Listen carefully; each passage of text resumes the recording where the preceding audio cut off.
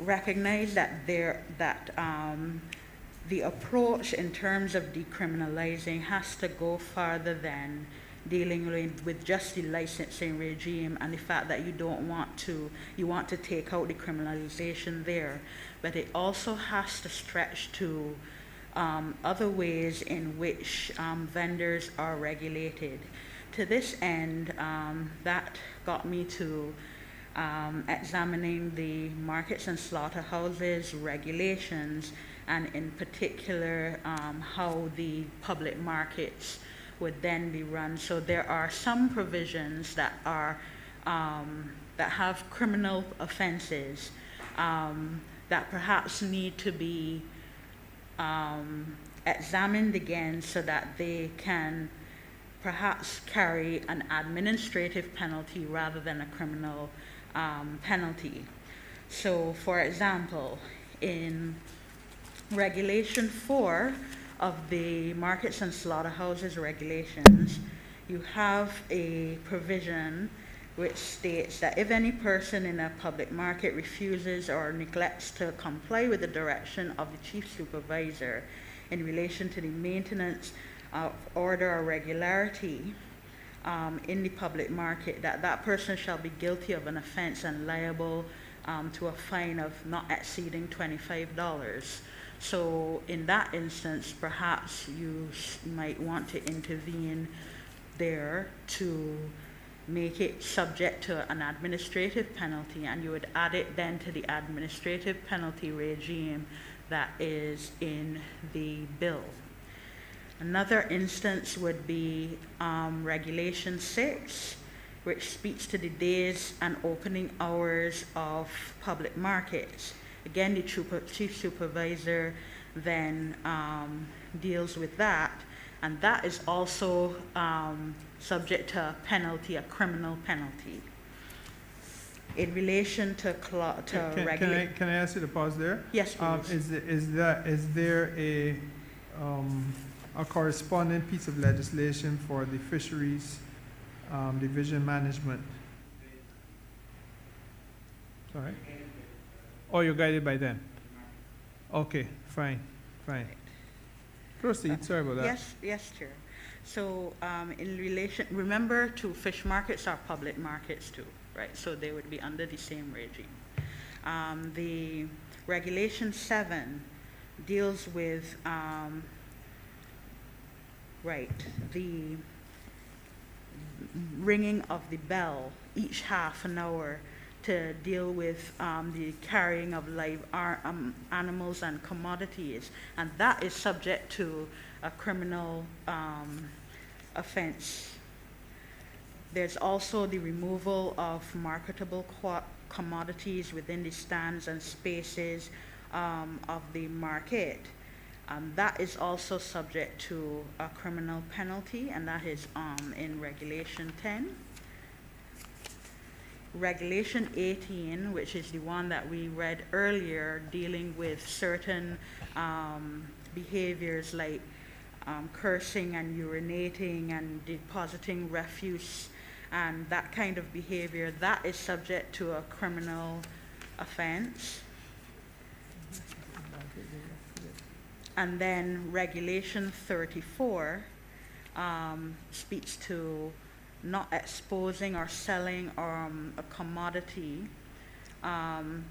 except where you're dealing with a stall rented or occupied and paid for with the rent, or except in a market stall rented or occupied by him, and that is subject to a criminal penalty.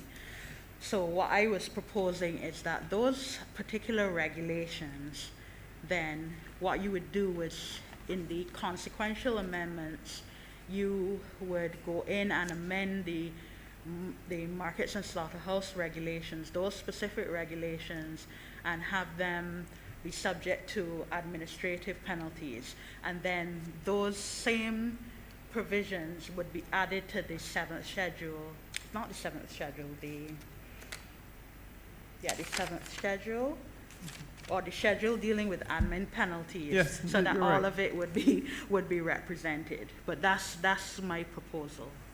Fine. And thank you, Chief. Can I just ask a question with regard to Clause 9? For some reason, Clause 9 of those regulations, 9, is there 9A7? Right, so Regulation 9A talks about the control of fishing boats. Oh, yes, so that is a $1,000 criminal penalty and 6 months for a term of imprisonment. But I don't think that we would intervene to deal with that specifically. That has to be regulated differently from the provisions that I spoke to before. Okay, so colleagues, let's make this simple. Let me just put it this way. What the Deputy Chief Parliamentary Counsel is suggesting is that there are a number of areas which create criminal penalties within this body of regulations, and she has identified them and is suggesting that we lift them out for the purposes of them being treated as you go forward as areas which would attract administrative penalties instead of being criminally, or instead of attracting criminal sanction. Mr. Lewis, you are in the business of managing the markets. Does this seem to make sense to you, sir? Yes, it makes a lot of sense, sir. On the whole, though, I believe that this Markets and Slaughterhouse Act and Regulations 1958, it needs a thorough going through and being made more applicable to the times that we live in right now. I think that the Minister of Agriculture, who's here, may wish to speak to that. Yeah, thank you, Chair. I think we have already agreed that there must be an amendment to the Markets and Slaughterhouses Act because of this very statute that we're currently discussing. So it would be nice to do a parallel so that the two can be finalized together, because what it basically speaks to is how we take out that which was in the Markets and Slaughterhouses Act to put into this vending bill, and then amend what is left to make it relevant for this 21st century requirement. Fair enough. Thank you, Minister. Ms. Holder, do you have anything that you wish to add to that? No, sir. Okay, ma'am. Thank you. Ms. Nichols, I know you're not in the business of managing the markets, but you may have a perspective on it. Yes, sir. I'm in agreement with it being decriminalized because, you know, given that we have the manager, some of those things can be dealt at that managerial level, and hope to bring some cohesion among the officers of the markets and the fisher folks. Okay. Not directly related to anything arising out of the legislation, but I just want to get a feel for how difficult some of this is in practice, because in this environment here, we are dealing with a largely artificial type of environment. The reality on the ground in the market is a slightly different thing. Do you foresee any challenges from what you've been hearing and seeing so far, Mr. Lewis? Not in the true sense. I have a question here, though, in terms of seeking some clarity. Part 3, regulations of vending activities, clause 2, is page 13 on my page. Part 3, regulation of vending activities. What page are you on? I'll be on page 13. I think that you might be a page ahead of me or behind me for some reason. But okay. It says the minister, on consultation with the minister responsible for public markets and minister for fisheries, grant a license to an applicant referred to in subsection 1 within 7 days of receipt of application.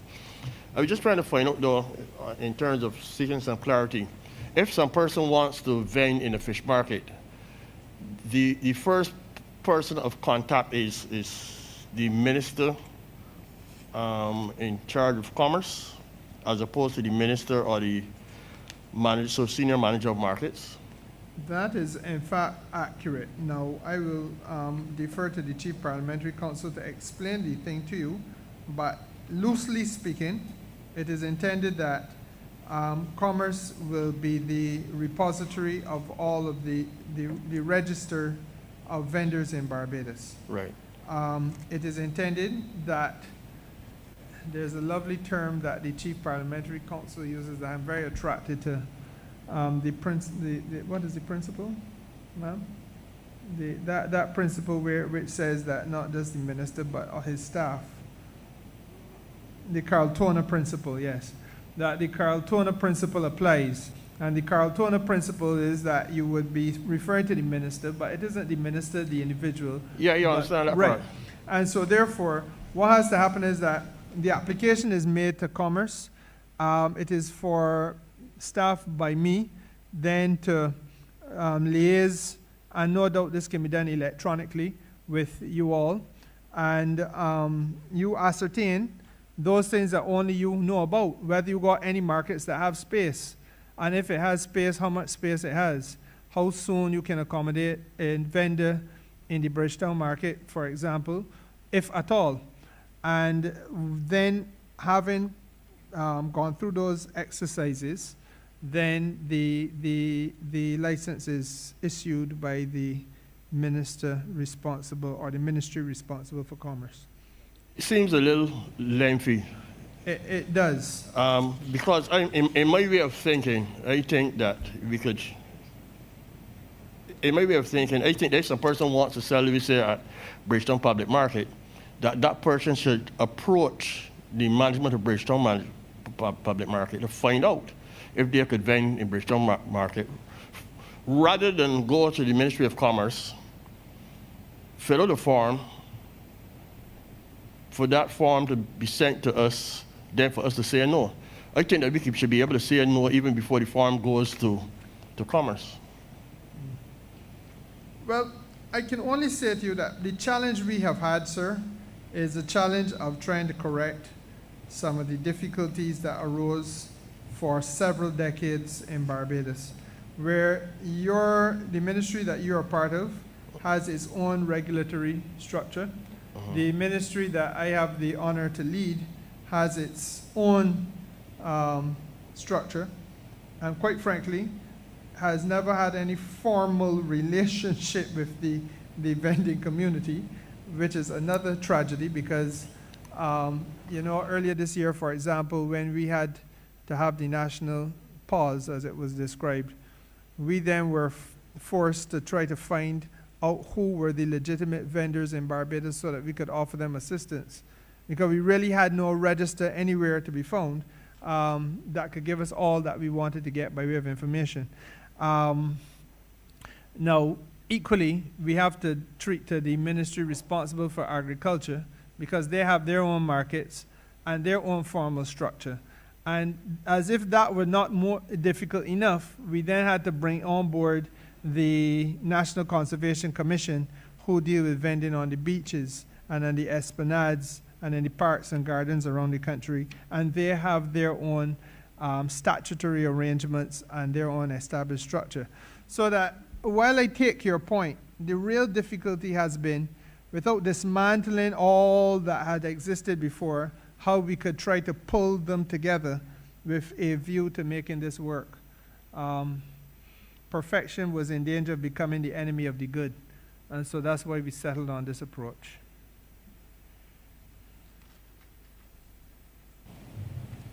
I just think it's a bit.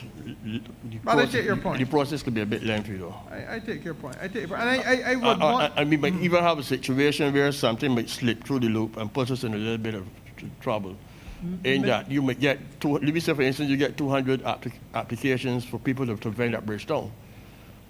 And then you send them back to us, you might only send back 199.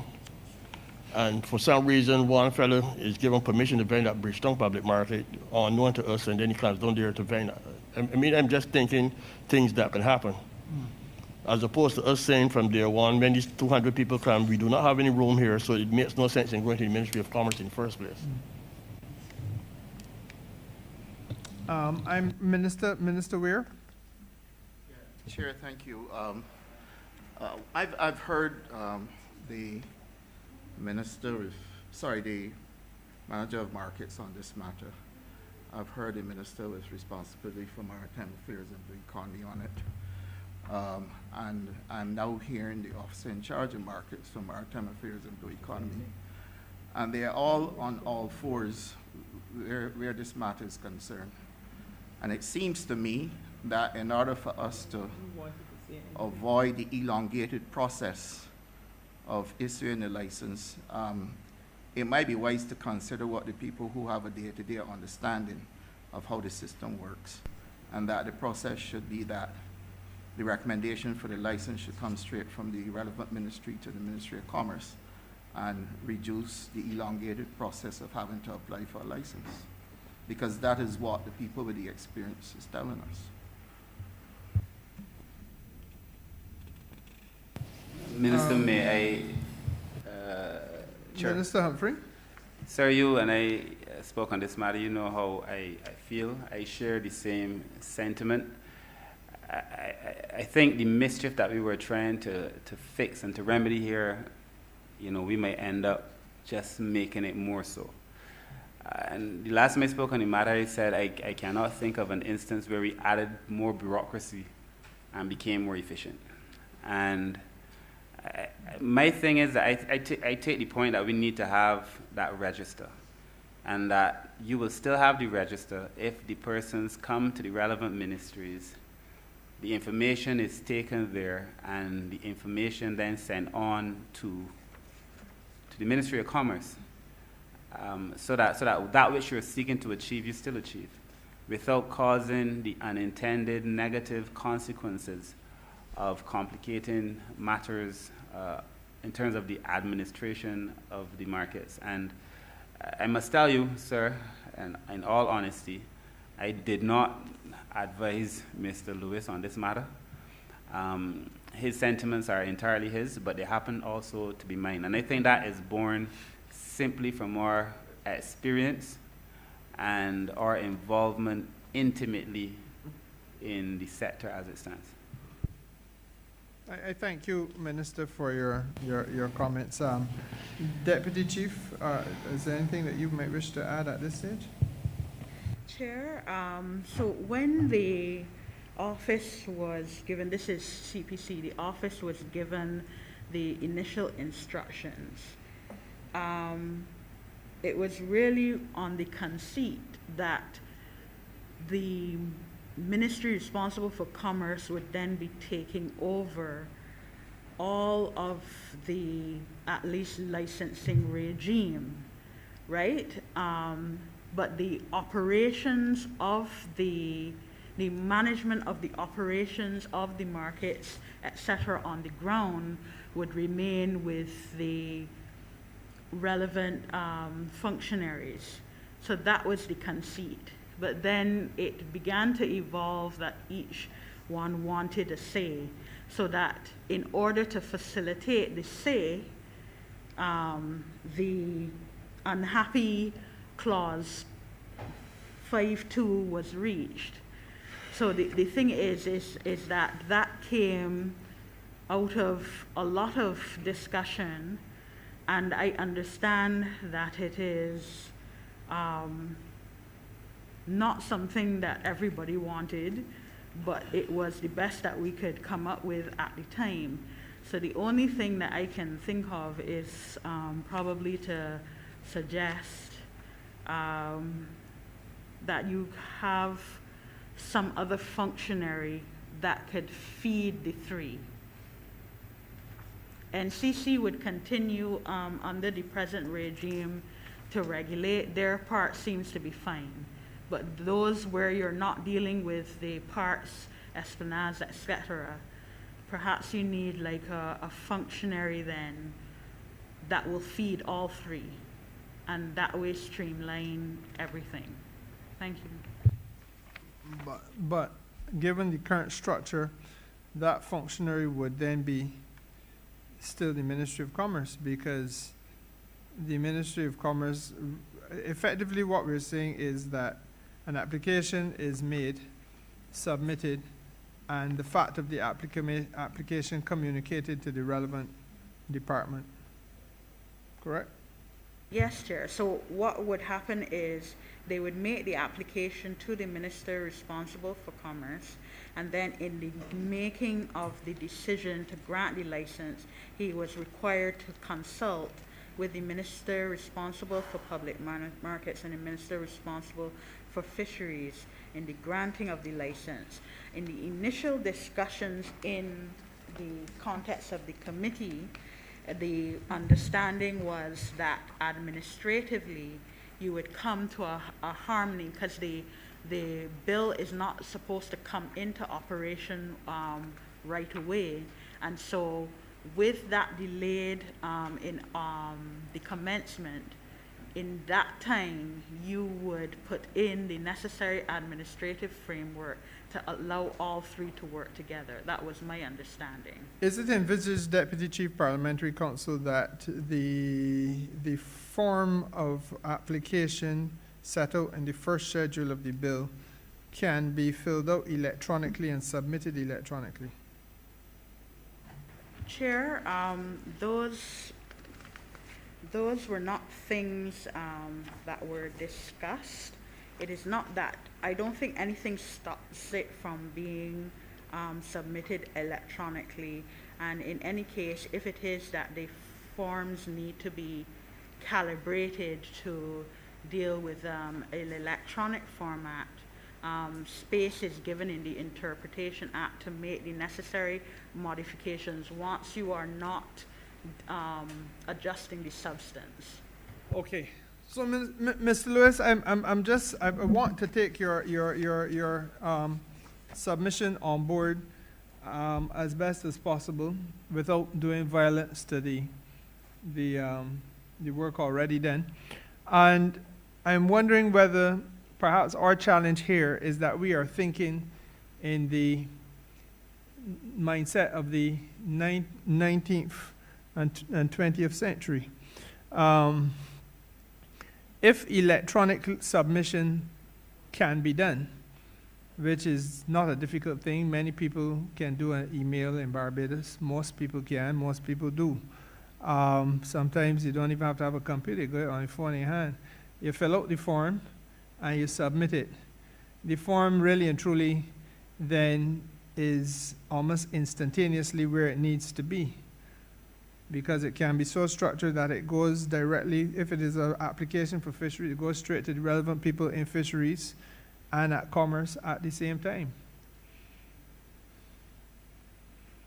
I would think that the point the Deputy Chief Parliamentary Counsel is making is that this bill makes provision for us to have a period of time after it passes Parliament to put the necessary administrative arrangements in place to give purpose to this as a living document. Regulations have to be made pursuant to Clause 34, and then the bill comes into operation on a date fixed by proclamation. Now, we could set that date to be a time when we have put all of the necessary arrangements in place. I can tell you another one that off the top of my head must be put in place, because we have to have, for example, appropriate cold storage facilities so that things that are taken up, like fruits and stuff like that, if a vendor has, for whatever reason, to have his produce relocated to another location, and he's not doing it himself, then the state has to take responsibility for it, but can't afford for it to be damaged, so it must be kept at appropriate temperatures and then submitted back to the vendor again. These are things that are going to take us a little bit of time after the passage of this act. So my question to you really is, do you think that if we use electronic technology readily available to us now, we can solve the problem that you're addressing? Yeah, I think to some extent, but we also have to understand that we are still living in a day and age where many of the fisher folk are not, for want of a better phrase, computer literate, and might have to rely on other persons to deal with that. My main concern though was the long process and the errors that could happen because of the lengthy process. Okay, okay. It's something that we will have to reflect on, but I thank you. I Minister would like Weir. to speak to I that. recall that this matter came up when we first sat to discuss this statute, and the manager of markets identified the time frames through which a license must or should be granted, given the perishability of certain items. And so therefore, the fact that the officer in charge of fish markets is now pointing out that this is something that will take some nimbleness. We may very well want to reconsider how this is captured, because the reality of it is that either we're going to set some time frames for which a license is issued, or we're going to have to revisit this thing, this section of the act, to make sure that a person with perishable items isn't left with spoilage. No, I think that was borne out. So if my memory serves me correctly, the manager of markets was supposed to come back with some recommended time frames. Yes. Yes, Deputy sorry. Chief. Thank you, Minister Weir, for raising that, because as these discussions go along, I make amendments in relation to drafts. So the committee would have received 2 instances of amendments arising out of meetings that we've had. And in the first iteration, I made the amendment to clause 5.2 to say that the license process is supposed to be completed within 7 days. And that was one of the timelines that was identified in the discussion. Right. And at 5.2, that provision for 7 days is there. And I think that, in my own judgment, that is really in every sense of the word, an outer limit. I go back to the fact that potentially we can use electronic platforms. And I want us to think about life, not as we necessarily see it now, but as it needs to be as we go forward. I hear what you're saying, Mr. Lewis, about there being not a universal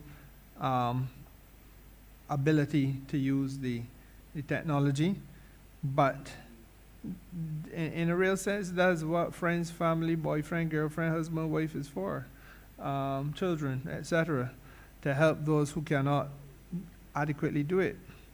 The point is, we have an ability for that 7-day period to realistically become 7 hours. If we're being very practical about this thing, consultation in the context of what the law requires means that the manager markets, Ms. Lewis, what is your title again? The Senior manager. Senior Manager manager. of markets. And who would be the person in commerce? It would be you. Yeah. So you're a friend from Black Rock, Mr. Lewis. Listen, from Black. Yes, you're a friend from Black Rock.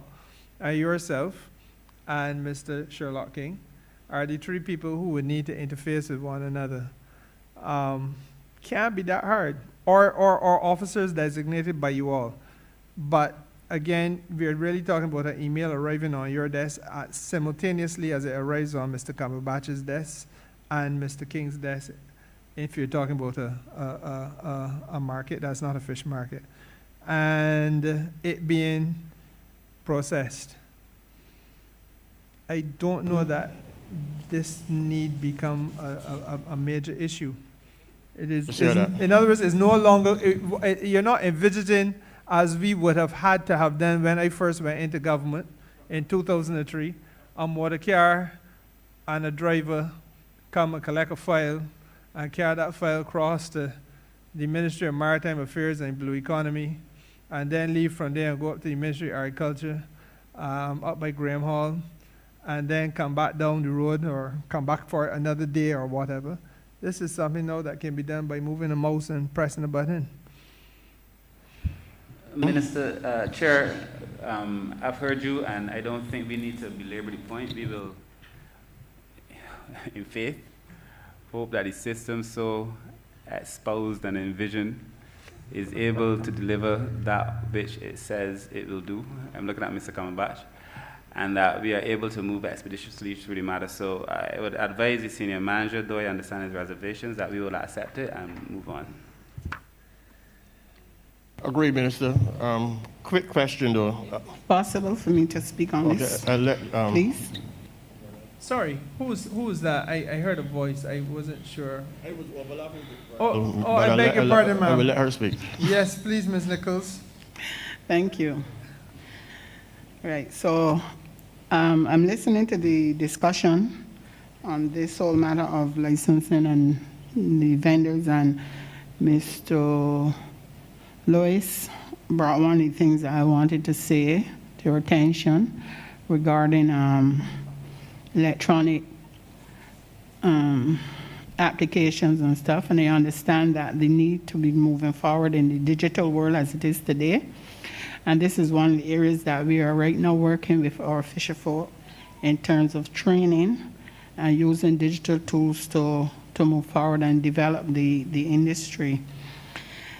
From listening to the conversation, I'm not certain what I'm missing, but I'm still having a difficulty understanding some of the rhetoric or discussions regarding what it is that y'all are talking about in terms of getting this whole thing pulled together through the different ministries. Just to say that I hope that at the end we don't have a cumbersome, situation where we have, a vendor fisher folk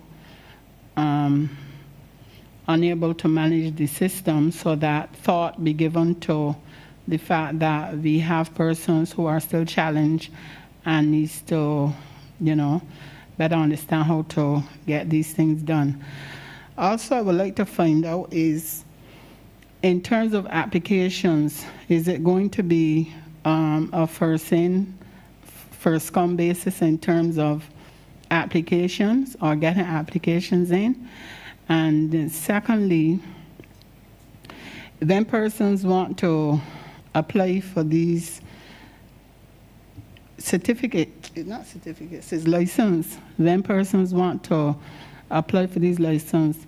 So the fisheries division that we used to work with in the past, where we would have to take our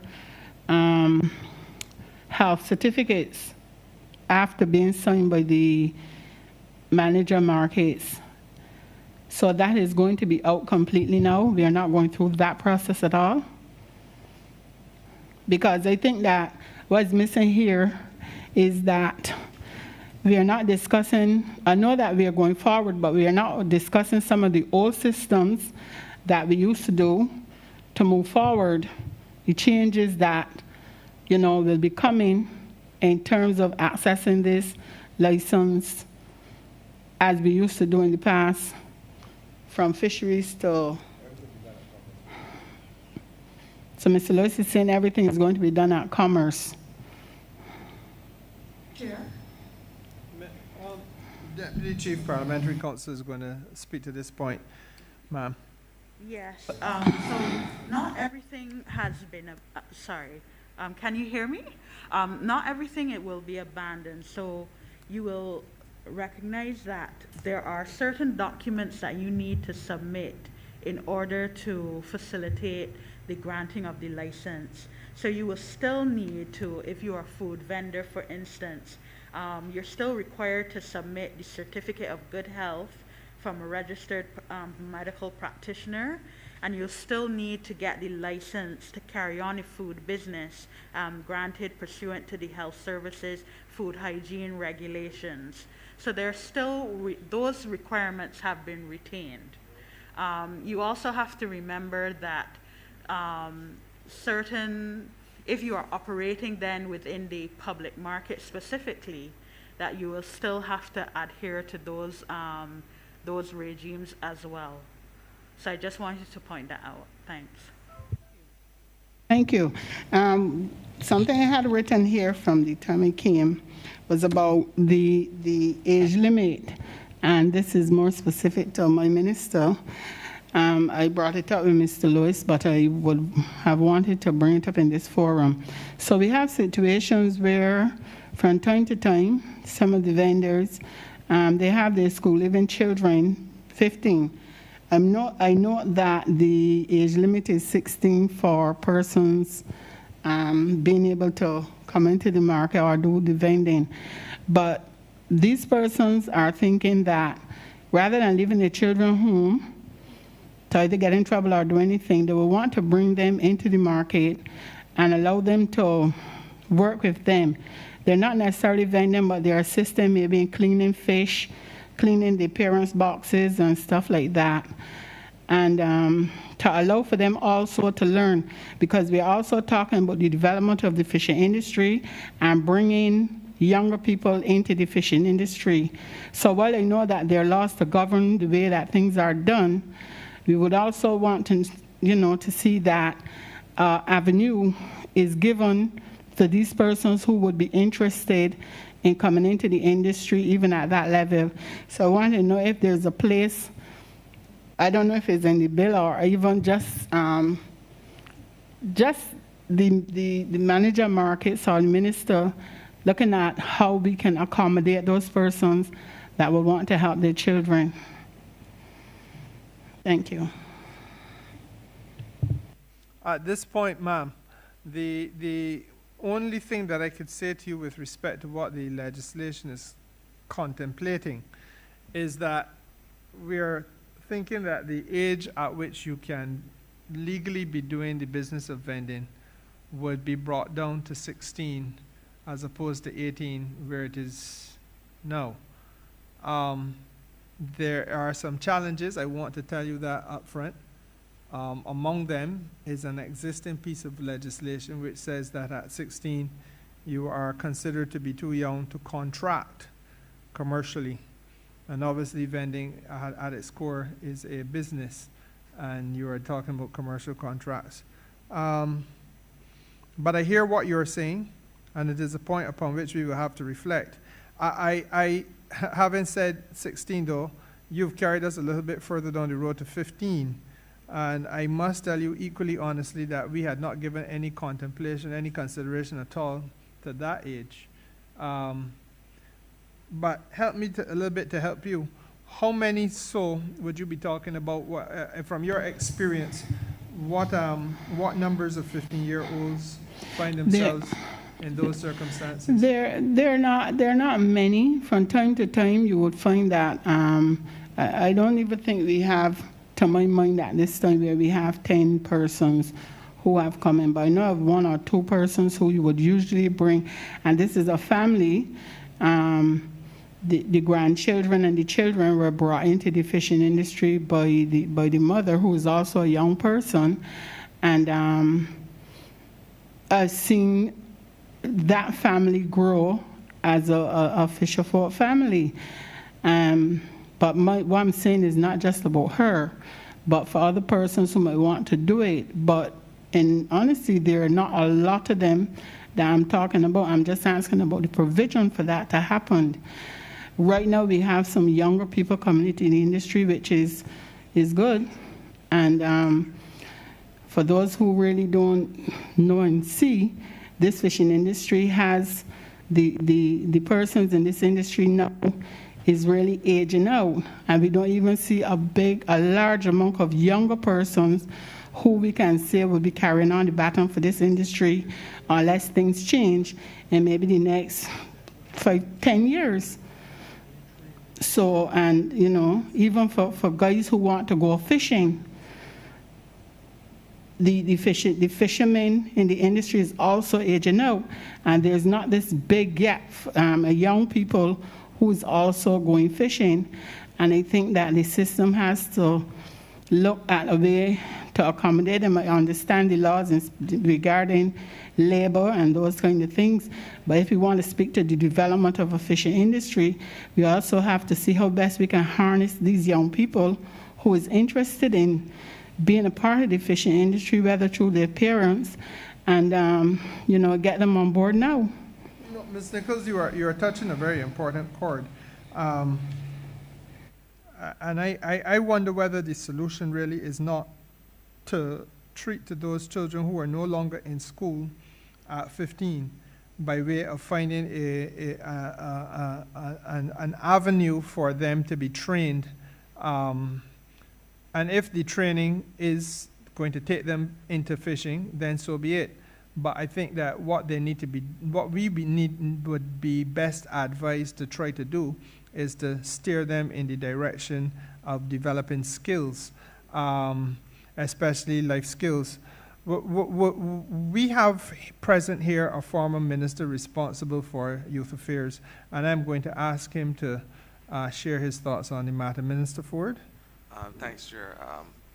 My simple thoughts on the matter are entrained in the fact that through the eons of time, persons in Barbados, like other countries, would allow, by the simple traditions, would allow their offspring to accompany them during, while they are executing their various vocations. Fishing is one of them.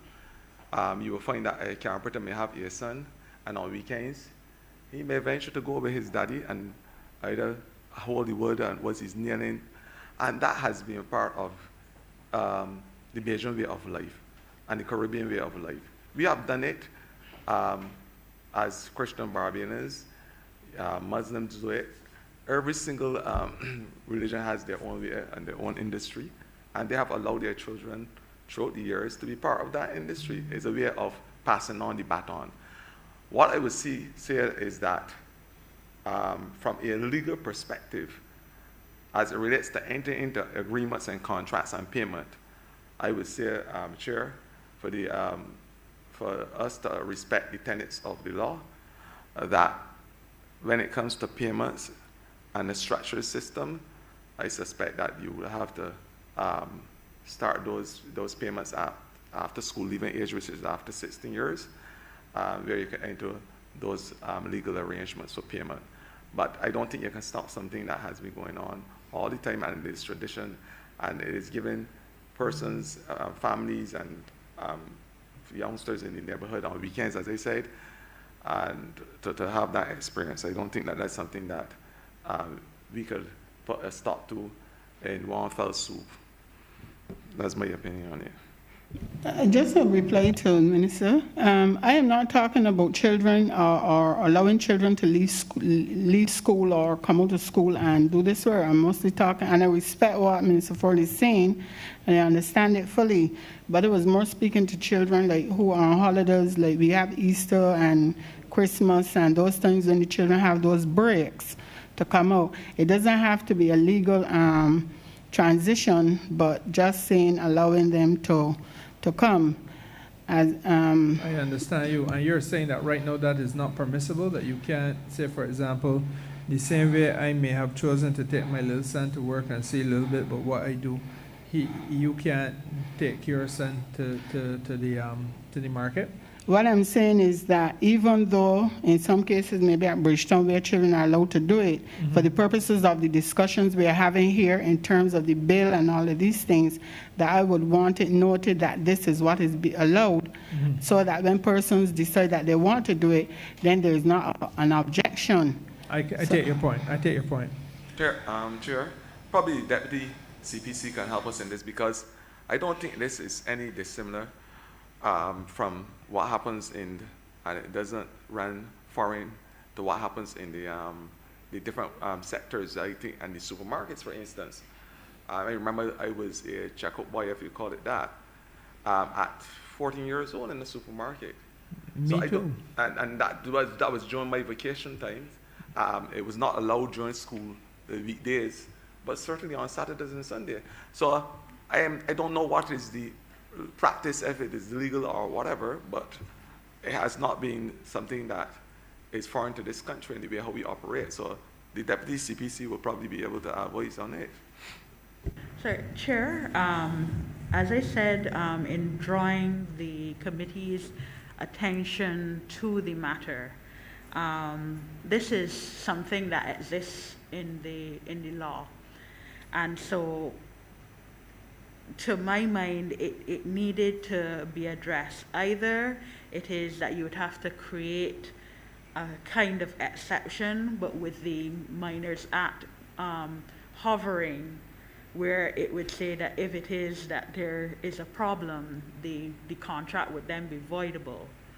Or you deal with the age in relation to what is understood by a minor, and we may fall afoul of international agreements there.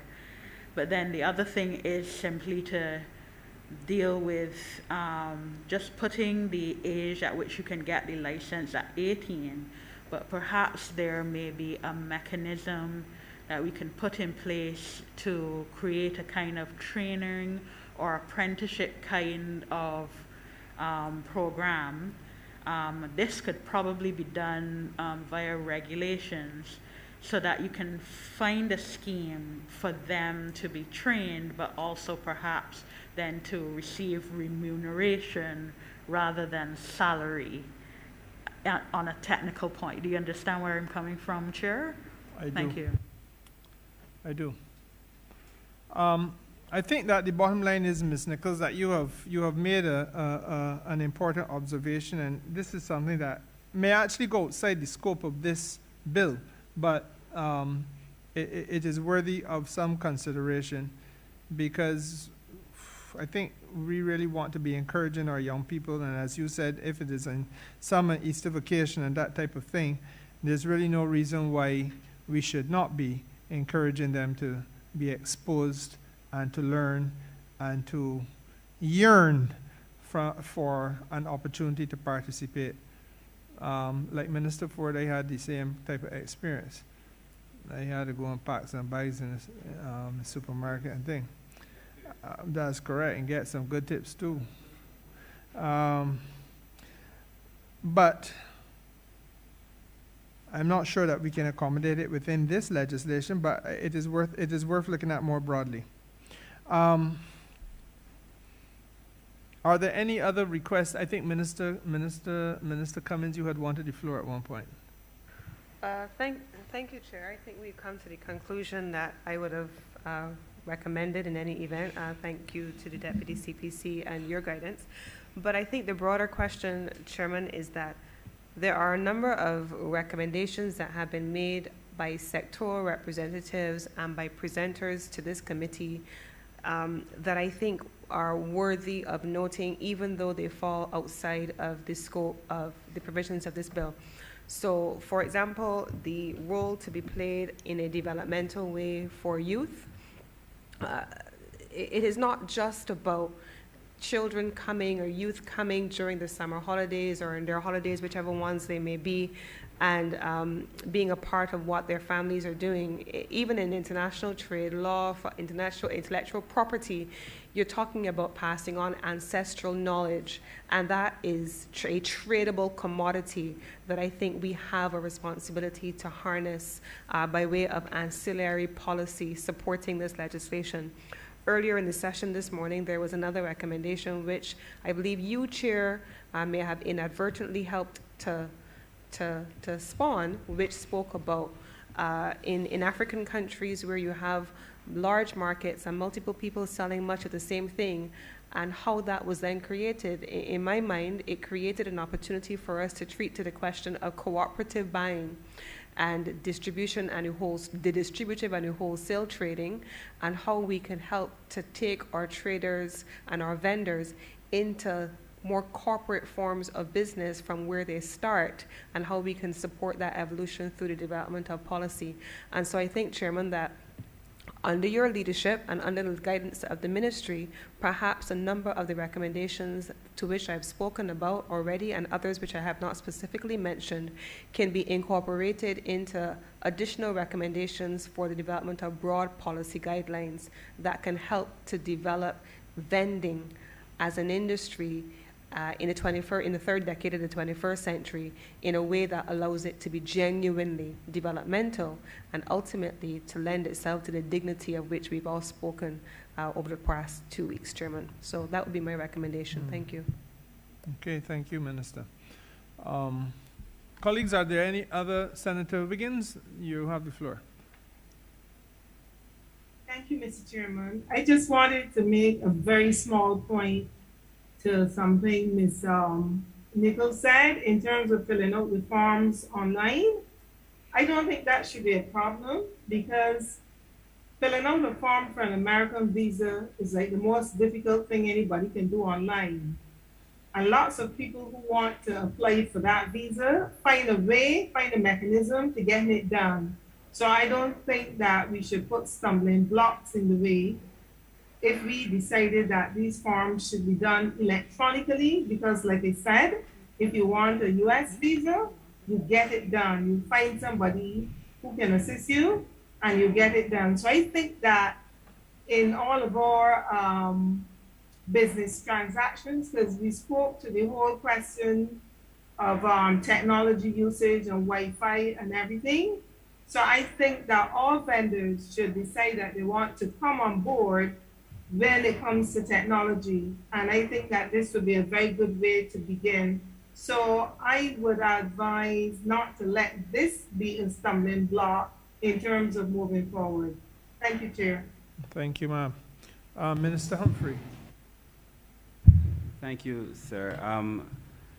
So in response to Senator Wiggins, it is true many persons apply for the visa, but that a visa application now probably presents the worst example of the horrors of trying to use technology. The truth is, I suspect it is that difficult not because they want to let people in. And that I do not know that we should use that as the standard by which to gauge the markets, because the reality is it is a very challenging process for a visa.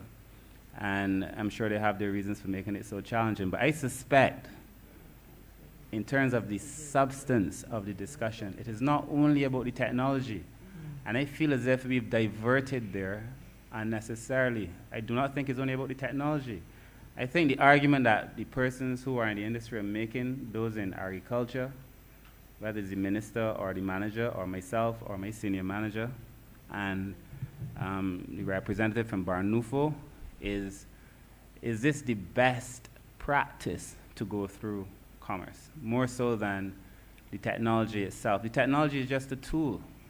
So we're not questioning the tool necessarily, but is this the best approach in terms of handling the persons in the industry? Am I mistaken, Minister? Or I seem to recall that you had just agreed that we would...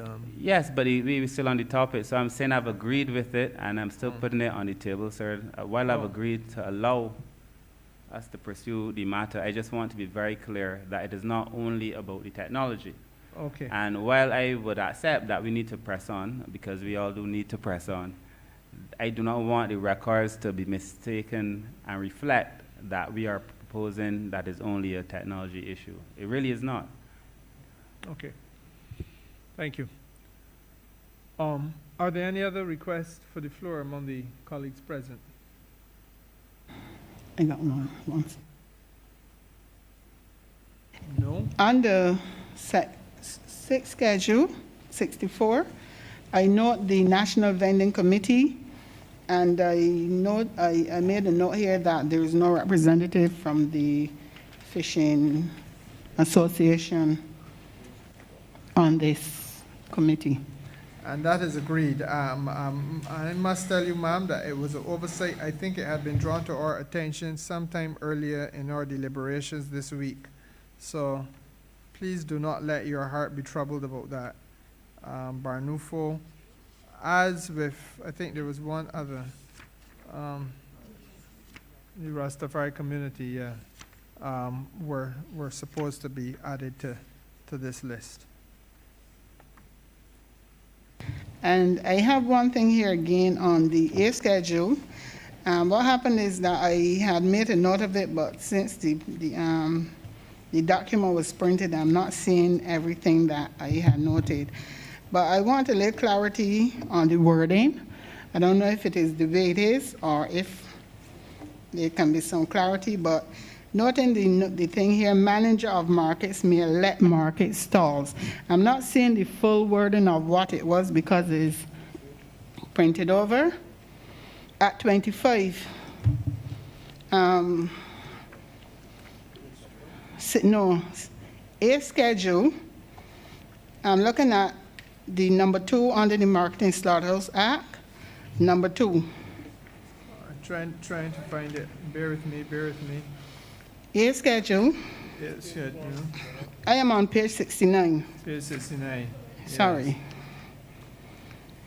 Under Marketing Slaughterhouse Act, Right. number 2, which is manager of markets may let market stalls.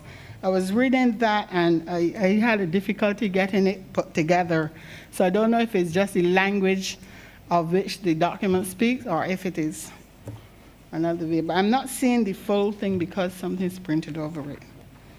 Chair? Chief But Parliament. just like some clarity to the wording. Understood. I'm going to ask the Deputy Chief Parliamentary Counsel, who is the drafter of the legislation, to speak to the matter, please. Deputy Chief, the floor is yours. Yes, Chair. So the original wording would have spoken to the word let, and that's where it comes from. Where there's departure is in the Markets and Slaughterhouses Act. It didn't refer to the national vending legislation.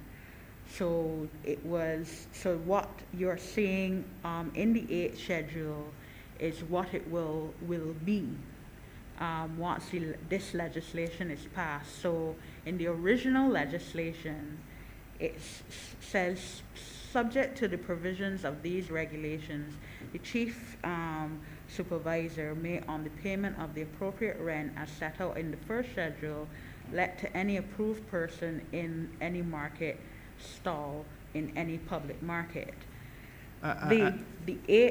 Sorry, Chair, were you gonna? No, and I was just going to, in the event that the challenge was with the term let, I invite you to explain what that term let means there.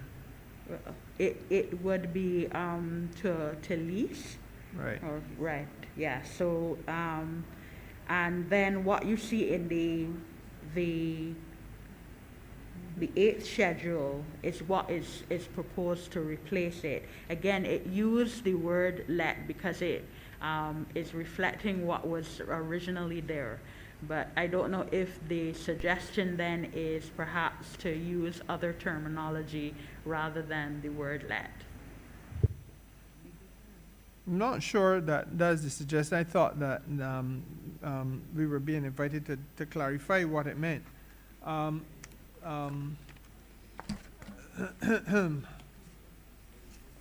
Ms. Nichols? Yes, sir.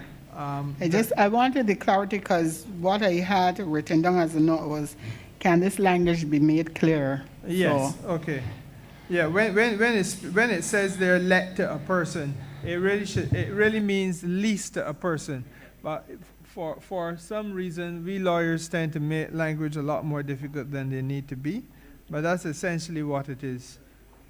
That's the old English way of putting it. Thank you. Yes. So in other words, you're going to lease to a person licensed as a vendor the stall, or lease the stall to a person licensed as a vendor, rather. Did you have any other matters that you wanted to raise with us, Ms. Nichols?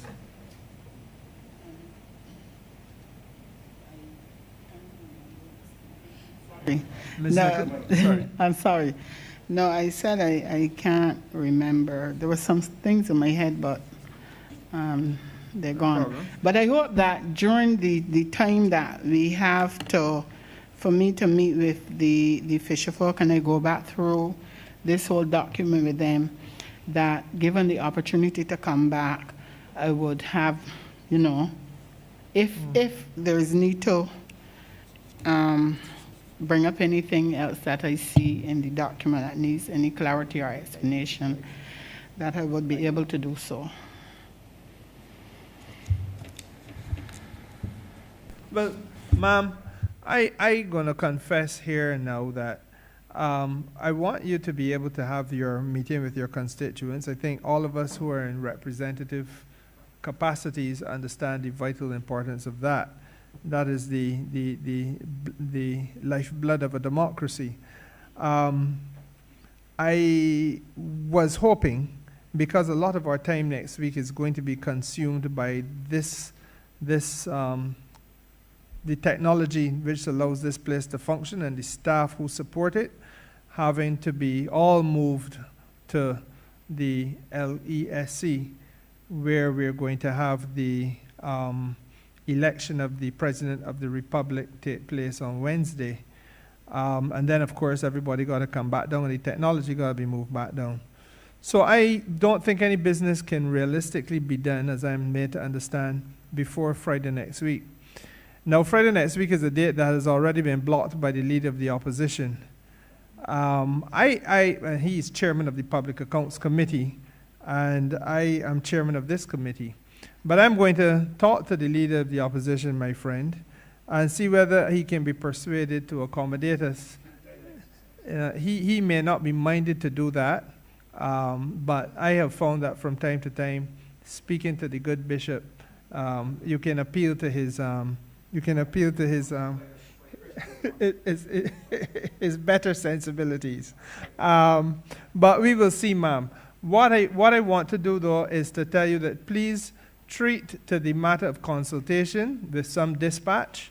We will come back to you in one way, shape, or form, and we will be able to give you the opportunity to share with us your findings. Brother Lewis. Yes, Chair. Are there any other matters that you want to raise with us? Yes. There's a culture in markets that we might have to use a little bit of discretion. I talk in terms of the management of markets.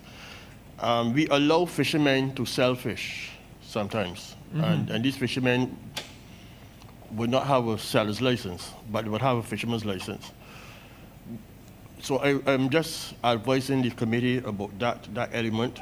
Sometimes the fisherman may bring a load of fish and he may not be able to get them sold at the price that he wants, and there has always been, facilities for the fisherman to sell his fish. Would that still be able to, can we still have that practice without contravening the regulation?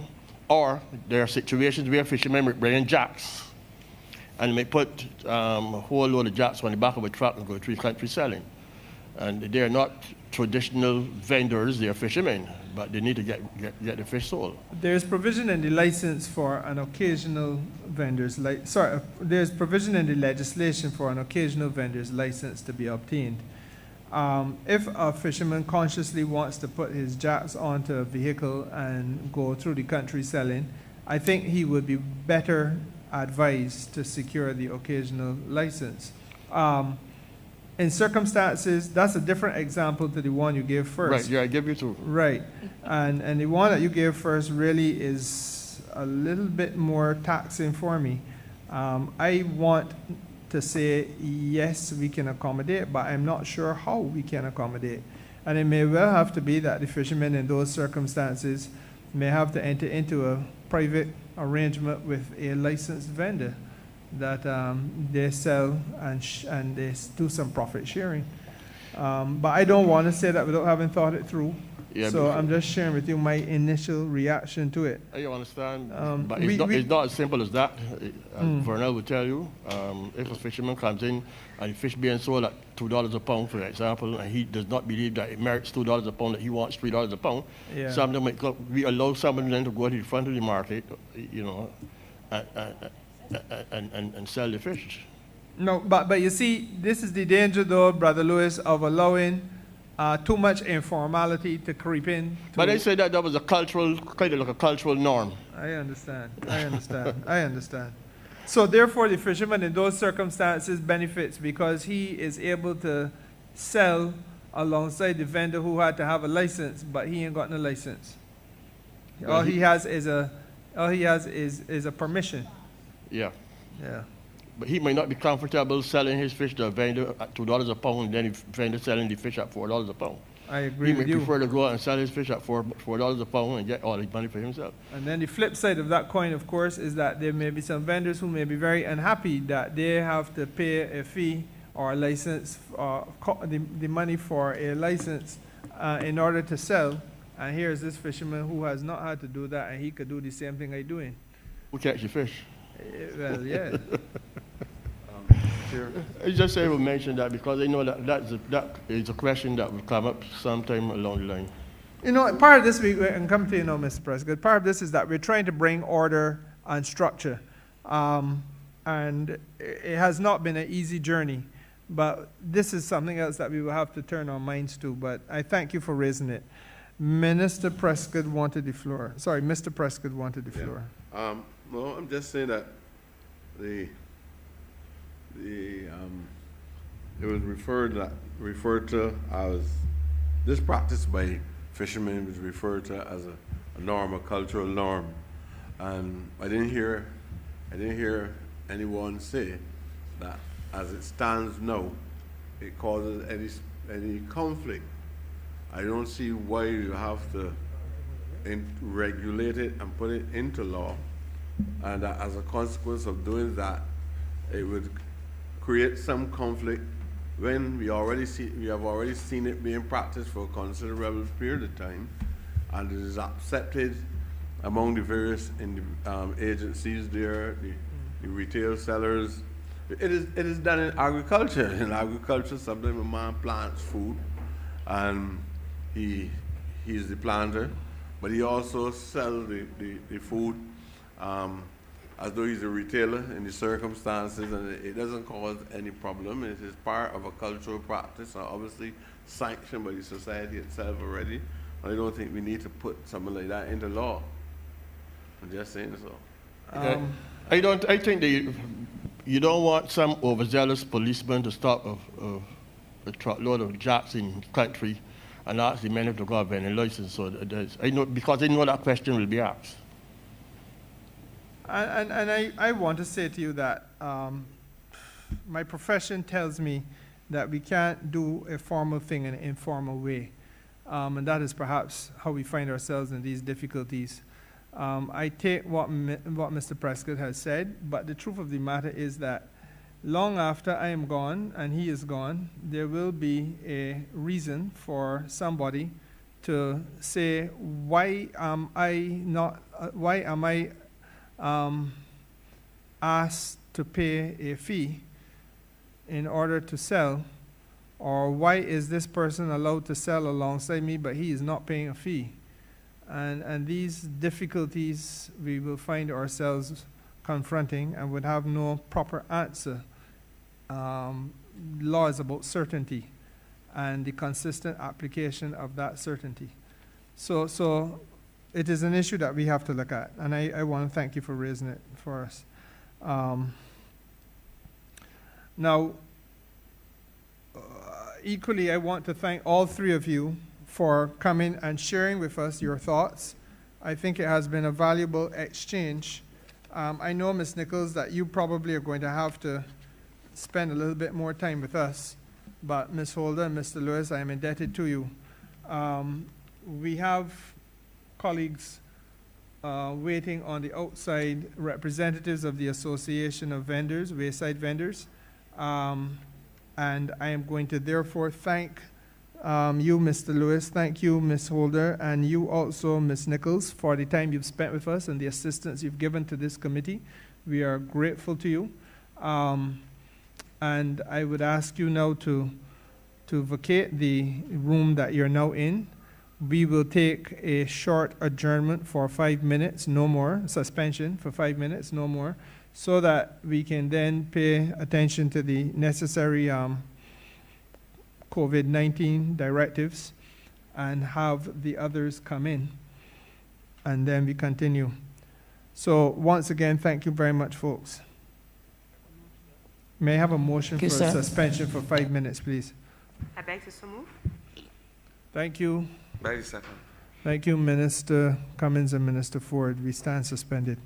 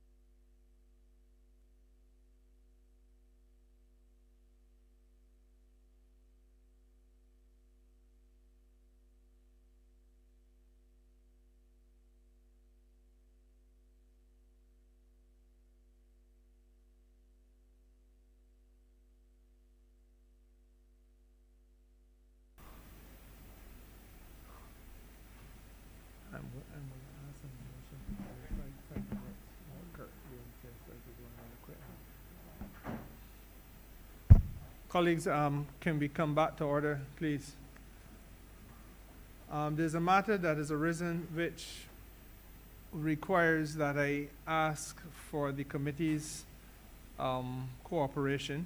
I would want to leave the chair for about 5 minutes and then return. I wouldn't want that to delay the business of the committee, however. So I'm going to invite a motion that will allow us to have an interim chair. Could I have such a motion, please? The motion is that we have an interim chair until the official chair And returns. do you have any name, Minister Ford, that you would want to propose? I asked that Minister Kurt Humphrey acts as interim chair until the prominent chair returns. Thank you. Is there a seconder? Beg to second, Chair. Thank you, Minister Cummins. Are there any dissenting voices? None? Therefore, I will briefly hand the chair to you, Minister.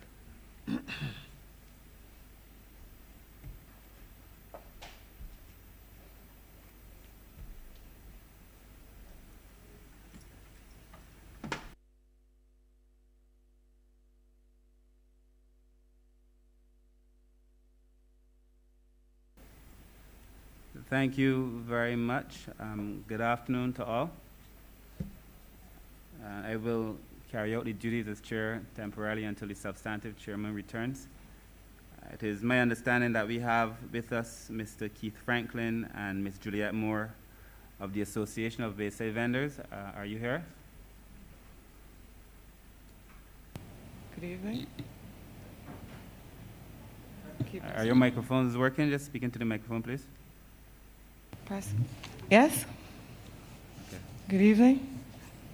Thank you so kindly for joining us on this conversation of the Joint Select Committee on the National Vending Bill. I trust that you've had opportunity to review the bill, or at least have heard some of the conversation as it relates to the bill. And we are very thankful that you are here with us to speak to some of the issues in the bill. You would appreciate that we've already had with us Barvin, who spoke to matters of concern for them in the bill. We've also had your immediate predecessor would have been Barnufo, who also spoke to some of the issues in the bill as it relates to fisheries. And so we are thankful that you are here with us. I will give you this opportunity to say any opening remarks. If you wish to speak specifically now or not is entirely up to you, but the floor is open to you to make your opening remarks. And after that, I will invite the other members of the committee to raise questions if they have any questions so to raise. Thank you. In the beginning, please state your name and your position within your organization, please. Thank you. Good afternoon. My name is Keith Franklin, President of Bayside Vendors Business Association.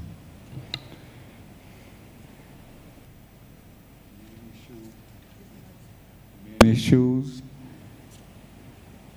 Some of the main issues is like the fees that you have to pay for the licensing and the areas and that you're going to be vending. Keith, you may want to pull the microphone down a little bit so that you're a little clearer. Yeah. Okay, thanks. The areas that you're going to be vending. How long or how much? Because you see some may mark $25 for a permit. Is how long the permit will be valid? If it's a year or 2 years. I see also $100 also for a permit. These areas we would like to look at.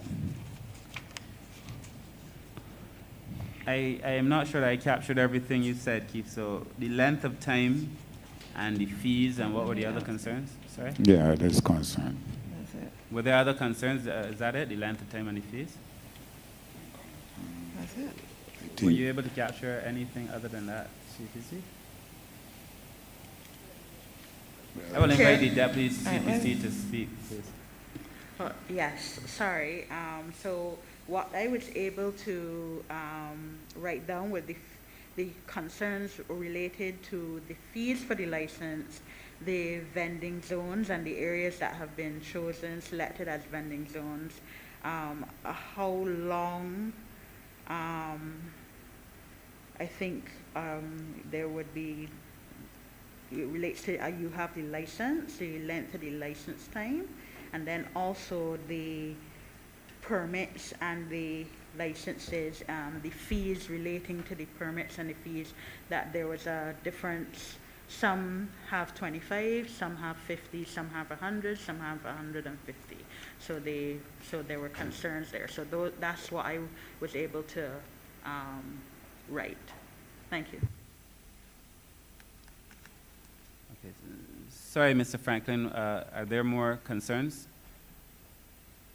Any other questions? There's more questions. The areas and certain areas that you're talking about vending, like outside this area of vending, we would like to know the name of these areas and things like that. Okay. Thank you so kindly, Ms. Moore. Would you like to add anything? I see the substantive chair has returned. I was beginning to enjoy this role, and therefore I would now vacate and allow the substantive chair to chair. Good evening. Yeah, but Ms. Moore, please, your concerns. Yes. Good evening. I am a new member of the Vending Association. Basically, a lot had to do with the questions that Mr. Franklin posed earlier, as in not only the fees, but questions as like the fees pertaining to, it's hard enough as it is. A person has a small garden in the back, and can I come up to the front of my house and peddle my ware right there? You have for temporary vending, which is $25. If you can clarify that for me as far as temporary vending sites. I get that it's not where you have prescribed people to vend, but would that mean then that I wouldn't be able to no longer come up to the side of my house and sell my fruits and sell my water if I choose to? And the question as to the license, how long do they last? Like, do I pay $25 every time I want to go and just sell water? Or I that go for a month, or I go for a year, or I go for however. I gather that you got to pay because you use the light, you use the water, you need places to maintain these sites that you say you can vend, but some of them could do with a good side of maintenance still too. I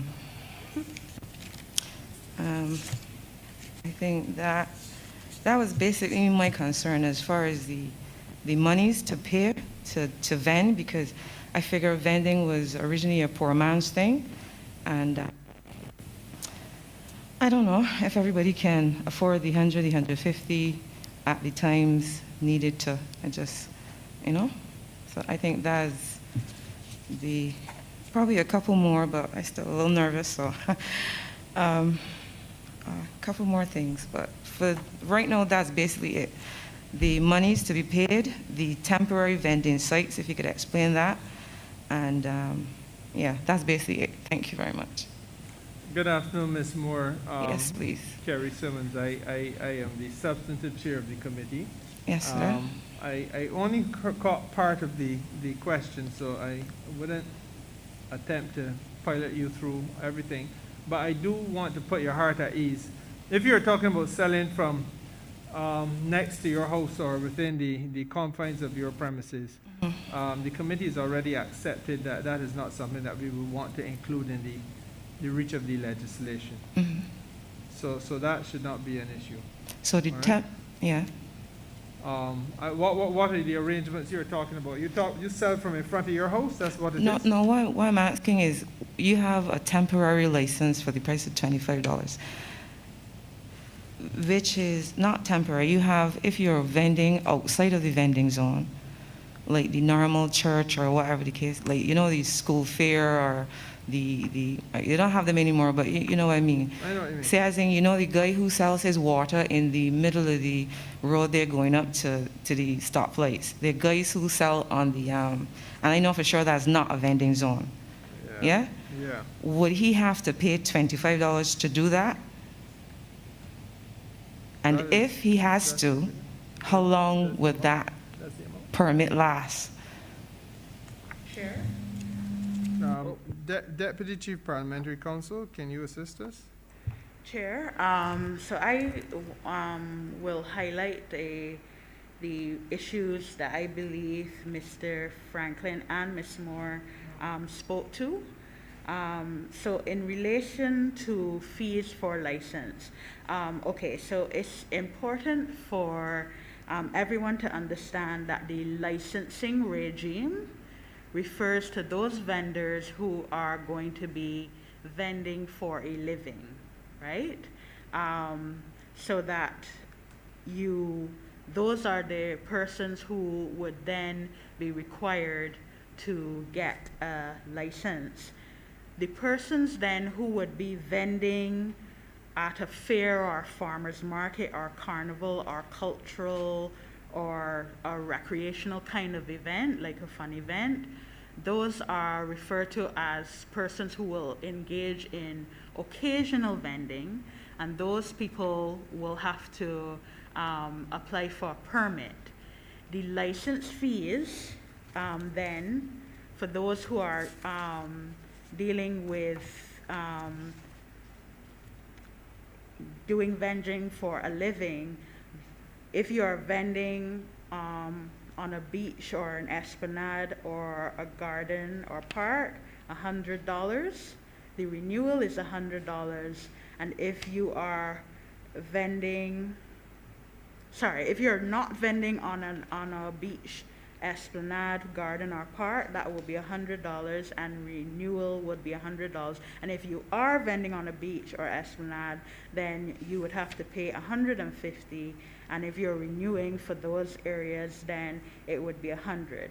For the occasional vending, for those who are dealing with fairs, etc., they have to pay the permit fee of $50.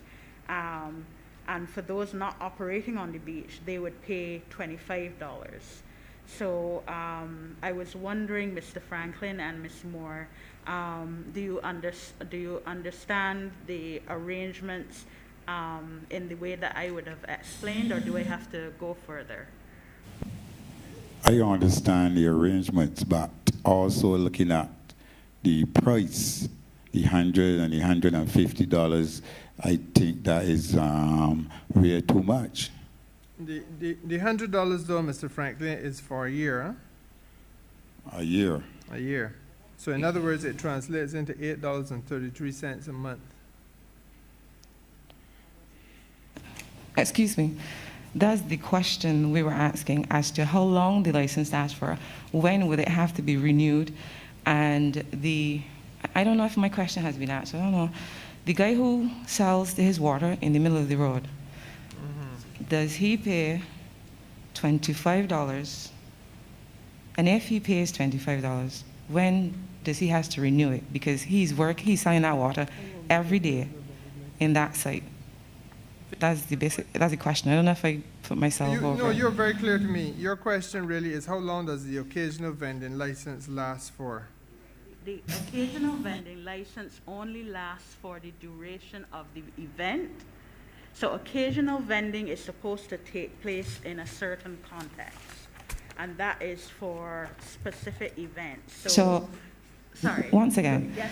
So which means the guy who is selling his water right there, he would be illegal. He would be considered illegal then. Yeah, he would need to know to sell within a vending zone. In other words, sell it in the middle of the road. Well, not the road per se. I put it that way, but I understand. There's a patch there, grass, and it's convenient, so when you move him from there, because it's going to be illegal, granted he's making money there, because that's where the traffic is, that's where the people is. It is not unsafe because it's not accident there yet. But you can't wait for it to happen, mind you. Mr. Franklin was was asking as to when you move him from there where he's making money, where are you going to put him? Where is he to go? And he's to go in the sites that you have put for him. Yeah? The intention is to have some vending zones created all about the island. And what we would want to do is to consult with vendors who are going into the vending zones, because we want to make sure that, remember, if you looked at this piece of legislation, one of the things we're trying to do is to make sure that you're going to a space that is conducive for you to make money, not just move you and shove you anywhere. In the corner. No, but I want to take you up on the point you're making, because there's some truth to the fact that, let's use an example. Coming down the hill from, if you coming down past Parkinson School, going down the hill, you pass CBC, obviously, Parkinson School, you're going down the hill, you get to the roundabout where you'll find some guys who are selling a variety of things, because I've bought a variety of things there in the line of traffic. Sometimes it is Aki, sometimes it is other things. Truth is, they would be asked to go into a vending zone, because they're right now, if you remember where I'm talking about, they would be right now in the line of traffic. As traffic stops, the guys move in between the cars and do a quick brisk trade and then move out again. Yeah? Now, the difficulty there is that it presents, I know we've been fortunate, but the truth is it does present a hazard to the vehicles and to themselves. So in an effort to bring some sort of safer environment and some sort of order to the business of selling, you want to have a vending zone. We had the Ministry of Public Works with us earlier today, who were recommending, for example, right next door, there's an open space there across from what is now, what's the name of the coffee place? I can't even remember. Starbucks. And so we're trying to move people from in the line of traffic and in the danger of being at risk physically to themselves or to other people. The vending zone, that is what it is about. And then it is intended to be obviously a place where you have running water and bathroom facilities and lighting and all of those other things, so that you're not limited because you got to stop selling because it get dark, etc., etc.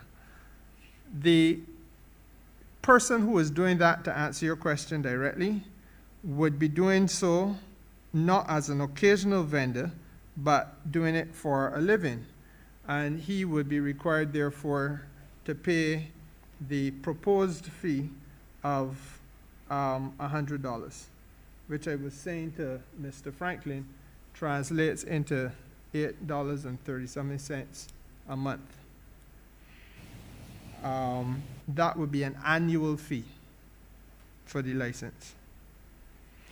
The Chief Parliamentary Counsel, the lady you just spoke to, she is the person who is assisting us with the drafting of this legislation. And she was making the other point that there are people who would be vending occasionally. And for the purposes of this legislation, vending occasionally means that you have a school fair, for example, or you got Gold Cup Day at the Garrison, or you got Crop Over, and you get a license because you want to sell during that particular event, or on that particular day, or on those particular days. When the event is finished, all of that. Right. I understand. Right. So those permits will be $50 for the duration of the period. Sorry, $50 if you're doing it on a beach, $25 if you're doing it outside of a beach or esplanade.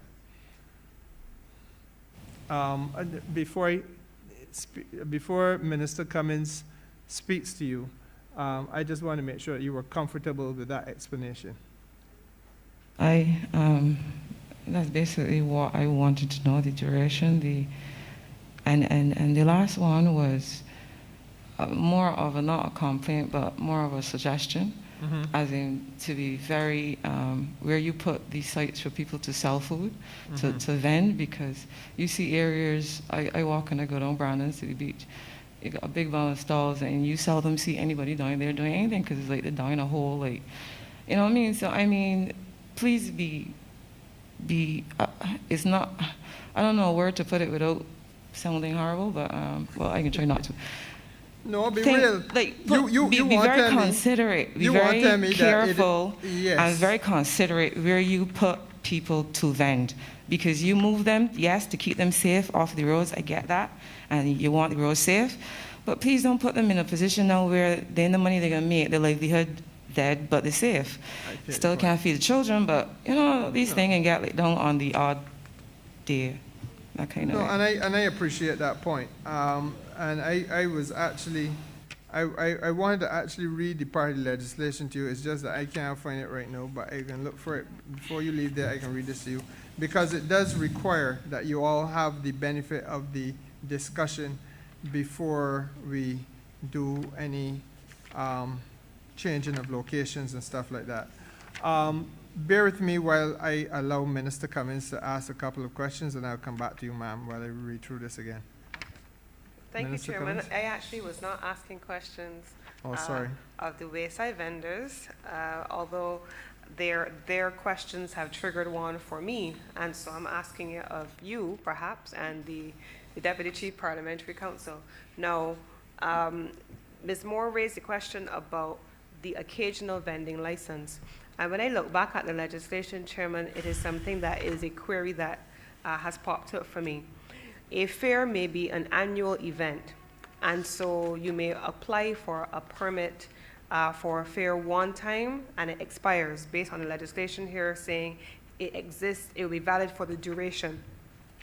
But we live in a country now, Chairman, where every single week there are locations in this country where there are farmers markets. And people come out and they vend and they bring not just agricultural produce, but they bring craft, candles, jewelry, bread, baked goods, those kinds of things. And that's something that you could depend on a Saturday morning, on a Sunday morning in different parts of the country. Brighton Farmers Market, Holders Farmers Market, down at the Glebe. And I just wanted to get a sense, because if we're talking about a farmers market as defined by practice, having an occasional permit for a weekly event may become prohibitively expensive, and I'm just flagging it as something that perhaps may need to be taken out of the question of duration of the event and maybe put into the category of annual, depending on what kind of event we're talking about. Well, I think, though, Minister, that your point is taken, and that's one of the things that were considered.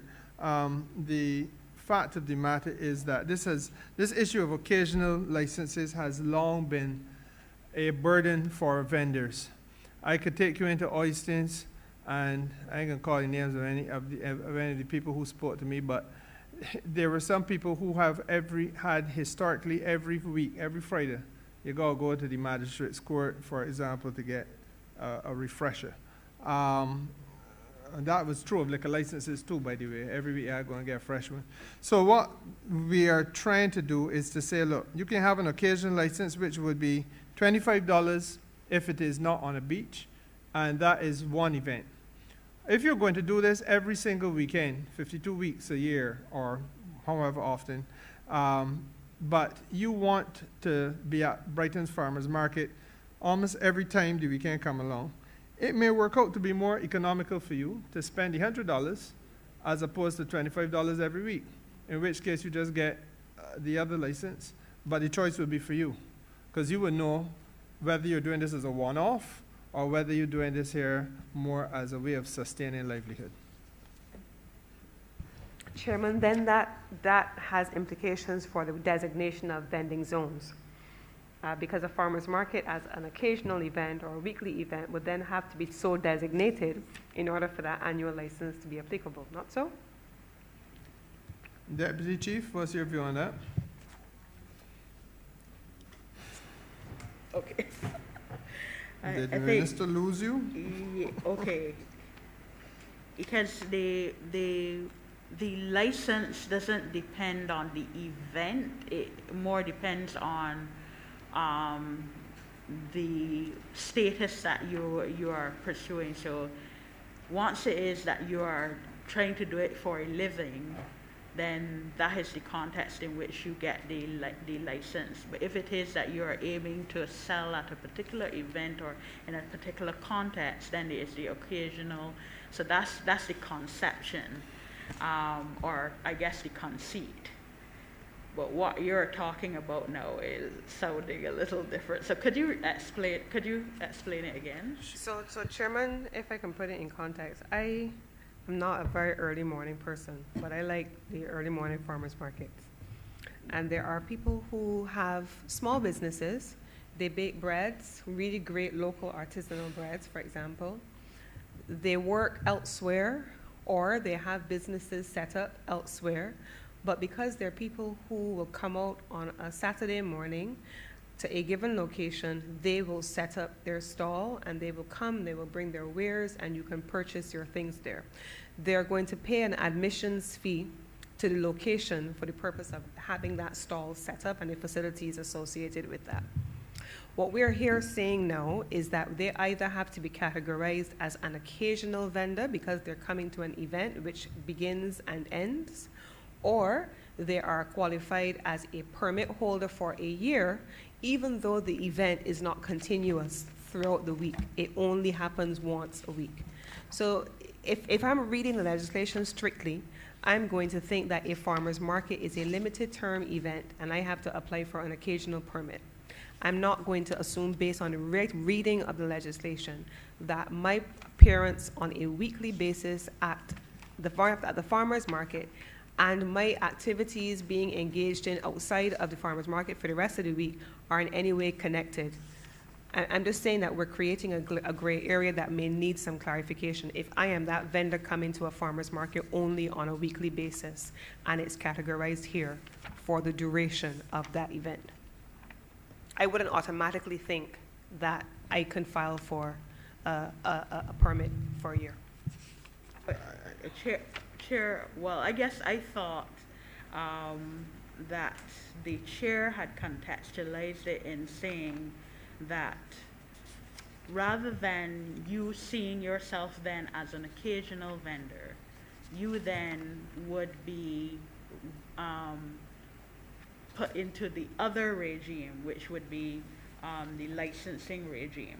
And that way you would be able to operate normally. If I can suggest, Chair, that may be an interpretation that, with your explanation, I can accept in principle, but the interpretation of the legislation as resting with day-to-day administrators may not necessarily be so clear.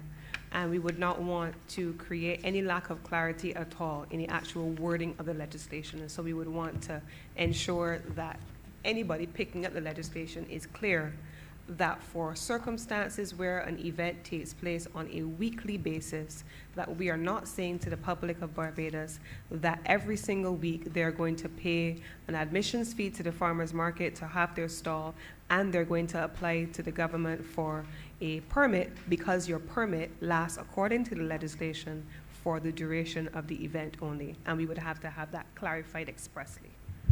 Chair, well, perhaps too, maybe it is more that you may have to take out farmers market out of the conception of occasional vending, because I suppose to when we were having the discussion, you wanted to target those events or happenings that were temporary in concept, and so this concept of the farmers market was then tossed in with the festivals, tossed in with the religious events. But perhaps it is not appropriate for farmers market to be here. Just saying. Thank you. Well, I must tell you that I was just thinking entrepreneurially, and I suspect that every entrepreneur put in the position of having to make a choice will make the choice that I suggested. But I hear you, Minister. The concern is whether you should pay $25 every time there's a farmer's market, or whether you could find a way of treating to that differently. Chairman? Yes.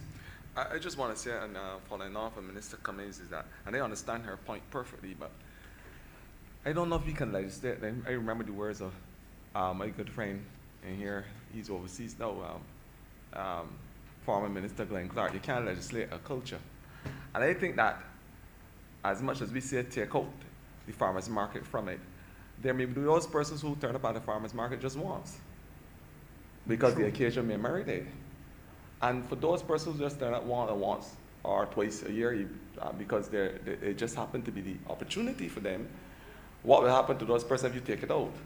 So I don't think you can do anything. I think that just with it, as the chair said, using basic common sense, it may not be dollars and cents, but just common sense now, that when you look at your bottom dollar, you recognize that if I buy one temporary license, it's $25, as opposed to paying $100 that I can find every single week if I choose to. So it comes down to making a choice based on the expenses incurred in terms of the license, and I think you should really take it out. That's the honest truth, because you're creating another problem now for those persons who only are vending once or twice in the farmers market. Chairman, I hear my colleague, and I take the point about not wanting to exclude those persons who, for instance, as we prepare for Christmas, they may come out only at this time of the year with their decorations, and they may only want to have an occasional permit.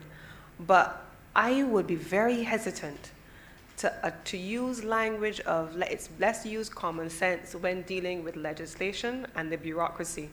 Many a person have been frustrated dealing with the bureaucracy and dealing with permissions and the administrative system, and this very legislation in its spirit and its intent is designed to facilitate. And if we don't make it perfectly clear what our intentions are, then I'm not certain that those who are charged with the responsibility on a day-to-day basis of interpreting it will be in a position to facilitate those that we intend to so do. May I ask, Minister, from your experience, what is your view about the attendance at farmers markets? Do you consider them to be well attended? Quite so, Chair. Right. And I am mindful that's my experience too, and I am mindful of what the gentleman from Barvin cautioned us against, which is to say that they wanted themselves to be seen as businessmen and did not want to be treated as though they were being given a handout. $25 is what we're talking about here for a license to participate in a well-attended farmer's market on average. Is that prohibitive? Chairman, I'm not sure that the issue is whether it is prohibitive. It is the notion of a person in 2021 having to apply for a license every single week and make that payment every single week. That is prohibitive and it's bureaucratic. I don't think that's the intention, and I'm not thinking that that's what you are saying either. My own thought of it, Mr. Chairman, is that for those persons who are genuinely occasional vendors and are going to places like farmers markets genuinely occasionally, that regime may remain in place. But I would want us under the regime of the annual permit to specify that there is the option to which you referred, Chairman, where a person appearing at a weekly event on a consistent basis has the option of using their discretion to choose whether they're going to turn up occasionally and pay $25 when they choose, or they're going to choose to pay $100 for the year, even for an event like a farmer's market. But if we pigeonhole that specifically and limit it to an occasional license, it's not going to be so clear. And you'll be licensed then to be at Brighton's Farmers Market every Sunday from January to December. No problem at all with that. And I believe, Deputy Chief, that makes sense. It will help us to get rid of what Minister Cummings calls a gray area. Are there any members who have a dissenting view? Good. Now, Senator Holder, you have caught my eye. The floor is yours. Sir, I am very glad that I caught your eye. The only challenge is that my hand wasn't raised. Your hand is raised. Oh, sorry, from where I sit, I see your hand up. What's that there? You do? I beg your pardon. That apparently seems to be the mouse, not your hand. So The Zoom is playing Bo Peep with me. Okay. Fair enough. If you were No waiting me to problem. make a comment, sir. I But no, if you understand want to why have I the wasn't floor, it's ready. yours. You know, I'm not forcing you to. I thought that you were asking. Okay, Miss Moore. Then can I come back to you, please? I had promised you that I would share with you the thinking of the legislation at this point. We are talking about a few things in here. If you have it, do you have the legislation in front of you, ma'am? Yes, I do. Right. So if you go to page 23, all right. It should say page 23, part 5, rights and obligations of vendors.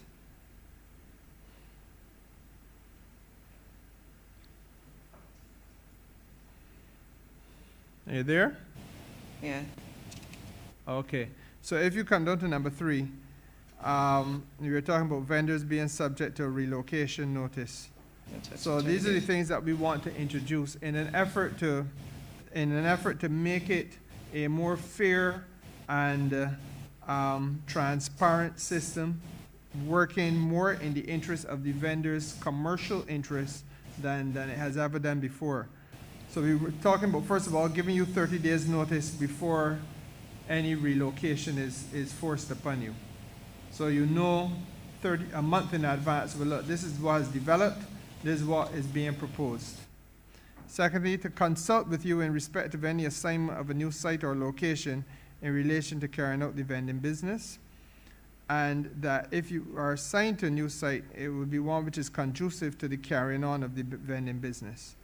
So that we recognize that these things do not now exist, and that there's a long history. Barvin has shared with us some of the troubled times that vendors have had to go through when, far from being consulted, they were relocated at the brute force of the police establishment. And what we're trying to do now is to find a way of treating you as you should be treated as business people who must plan, who must structure your arrangements accordingly, who need to have some idea of where it is that you're going and have some input into the decision that is being made with respect to how the business that you're doing is to be run. Is that fair enough? What would it, I would let you. That is understandable. Okay. It's fair. Okay. More, Ms. Moore? just 30 days notice before you get your notice. Okay, merchandise.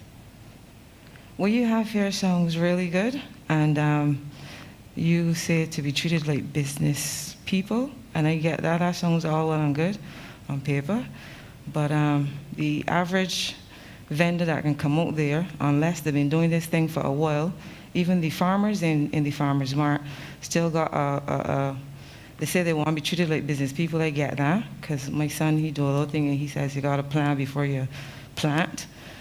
But sorry for that. The average person who comes out and start to vend, if I remember good, vending came from our old granny who come down and brought her stuff down, and she set up something and she started to vend. I get that we going forward and we want to go forward, yeah? But these guys, these young guys out there, I say young because I got 3 boys' daughters, so I going young.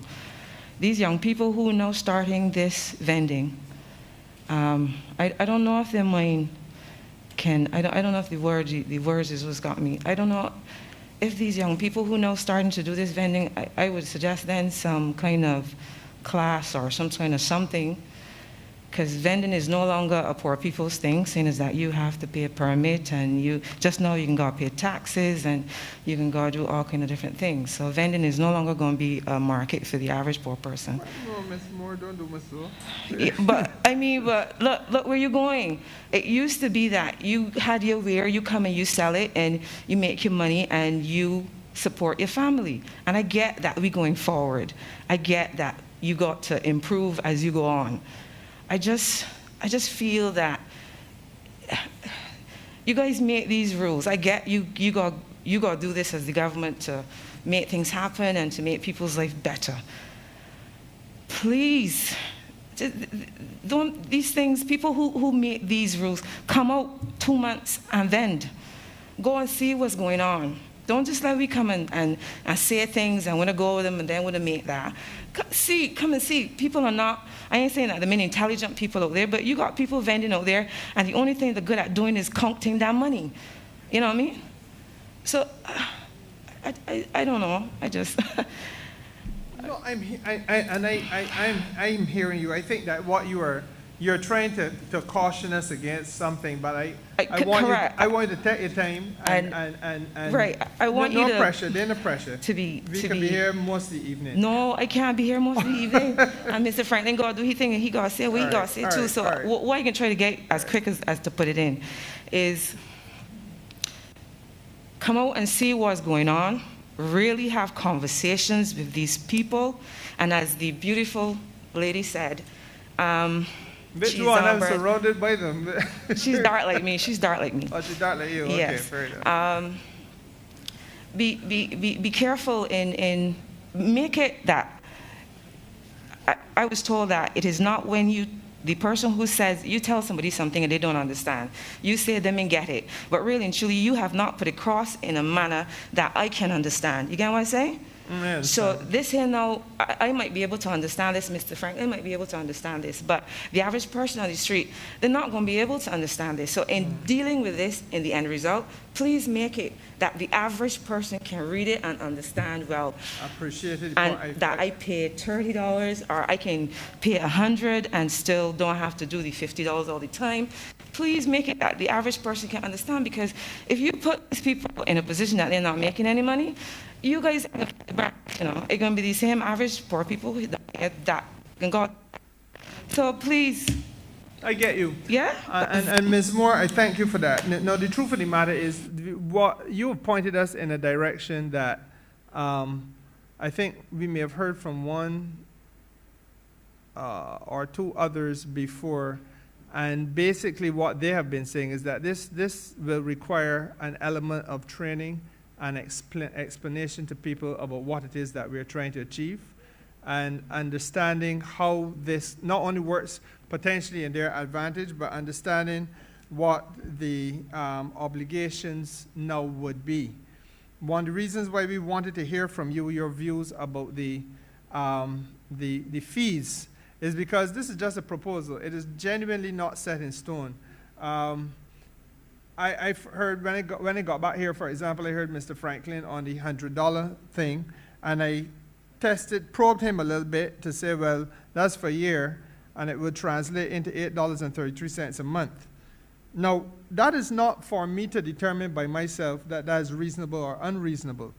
I think what you all have to do is to tell us where you feel we are going wrong and we are being too harsh. We talked to the fisher folk, the Barnufo, the union representing the fish vendors today, and one of the points they made, for example, was that if you were asked to pay a penalty, and there are some administrative penalties because nobody's going to lock you up or prosecute you nor make you a criminal for vending, that come into end with this bill.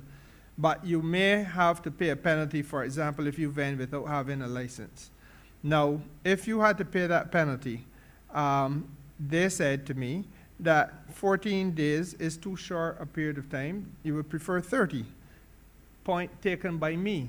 I'm not sure how the rest of the committee feels about it, but we can get there. So those are the things that we need to have your input on, because I understand where you're going and I appreciate your concerns. So feel free, relax, just tell me how you see it. Well, I see it as that they shouldn't even be paying a penalty at all. Because they got some people come out and decide want to sell off the produce and just do it in one day, and it happens that the police hold them and they don't even have the money. How they could pay a penalty? It shouldn't be a penalty. Even in some markets, and people operating the business, even the market, people alone tends to victimize the people, and they may have to can't even pay the money, pay the rent, pay the certain things because, and you gotta look at it too, that the market areas that you all providing all this don't be profitable for the people. So as penalty, when I look at the penalty, we should really look at that more serious because I don't figure that people should be paying a penalty if the vendor, how the vendors doing. Where do you operate from now, Mr. Franklin? I operate in Parramatta Mall. Do you have to have a permission to be in there? No, you don't have to got a permit to be in there, but you know you rent a space. Oh, you rent a space. Okay, fine. So in that arrangement, if somebody came in there and did not pay rent for a space but just decided, say for example, there was somebody in that space who took sick and then died, so you got a little vacancy, and a person come in and he did not pay rent, he just started to sell. In those circumstances, what would happen with him? Well, people don't come in and don't pay rent. They just, come and start paying rent for a stall. They pay rent for a stall. Okay. But you accept that it's possible that there could be a man who will come and just try and do his thing without having paid anything. In the markets, not really, I don't think that will happen. But it's happened it won't happen like the market people, the people that work and running the markets, they even refuse to take rent from people to make it like they don't pay rent. Oh, well, you're raising a different matter. I want you to pause here. The Minister of Agriculture wanted to have an input on this, so I'm going to let him speak. Thank you, Chair. I am actually glad that the public market at Palmetto was mentioned because Mr. Franklin might be able to explain this. We are saying that a vending fee of $25 for a license is high, but to own a stall in the market is something like $50, and people take those stalls and then sublet them for as high as $400. Right? A month, yeah. Yes. $50. So whilst it is true that you may hear some vendors suggesting that $50, $25 is a lot to ask, how do you juxtapose that with a case where someone has a lease agreement for a stall in the market, in a public market, at $50, and then is capable in some instances when it comes to F&B stalls, food and beverage stalls, can lease them for as high as $1,200 a month. So really and truly, we need to address this issue and see where this is really going. Is it about is it about an unwillingness to pay government rather than the inability to pay? Because I have more than enough evidence. I have met with several vendors where I have dealt with this issue as we seek to modernize the markets. And so I'm keen and very happy to hear an explanation to this anomaly where if it is government, it's too high, but you take the same government property and you sublet it for 10 times as much. Well, this is the first time I'm hearing this. Because I know last time, I know before, it was because you couldn't sublet your stalls or anything like that, but I don't know what happened there or what's going on there, but I never hear anything about this one before. And who's running the markets, and then they were going to be a part of it because it going on their watch. Somebody who got to be dealing with that in the markets. Mr. Franklin, I thank you for that. I think that is a suggestion that I'm really going to have to look into. But the hardcore reality of it is that the chair of this committee has already invited the manager of markets to come and speak to this statute, and I am going to urge him to walk with enough information to prove that there are instances, and there are several instances within the markets, and as we seek to modernize the markets through legislation like this and the amendments to the Markets and Slaughterhouses Act, and issue new leases to vendors in markets, I am speaking with absolute certainty when I say that I met with vendors who have said that they were subletting for as much as $1,200 a month in a stall that the government is only charging $50. Mr. Hello? Sorry? Sorry. Can I? Sorry, go ahead, Ms. Moore. I know, all right. I find that this, I'm glad that was said, because this bill, like almost everything else that runs in this place, anyhow, no, the market is run by the government, right? The government issues the spots to people who they issue it to, yes? Now, you is in charge of the market. You, not the person that you have who buying from you. You're the person who running this market. So if underhanded, because that's underhanded, because you're paying $50 to the government and you leasing a poor man $1,800, yes? Now, how is that happening? How is that happening? The guy that gonna bring the information for you, for sure, it would have to be the fault of the vendors, because the vendors just run the place, yes? But anyhow, I don't know, because I'm not so intelligent on these things. But me, I am on for poor people. I know there are people out there who making thousands of dollars on this vending thing. Good for you, great. I get that maybe it is that some taxes need to be happening because more money needs to be coming in, great. You understand what I'm saying? But I for the person who just trying to make it by, who is actually paying the $50 and trying to pay their light, their water, support the children, these things. You understand what I'm saying? The man who paying $50 for the thing, again, $1,000 he living. And if you can pay $1,500 for a stall that $15 you will going to be living too. You understand what I'm saying? So them good. We for the people who ain't so good.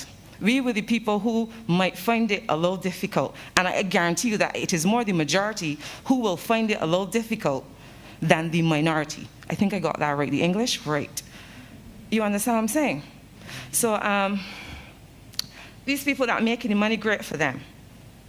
This bill is supposed to help people who are in there who are finding it difficult to, you know, and making it better.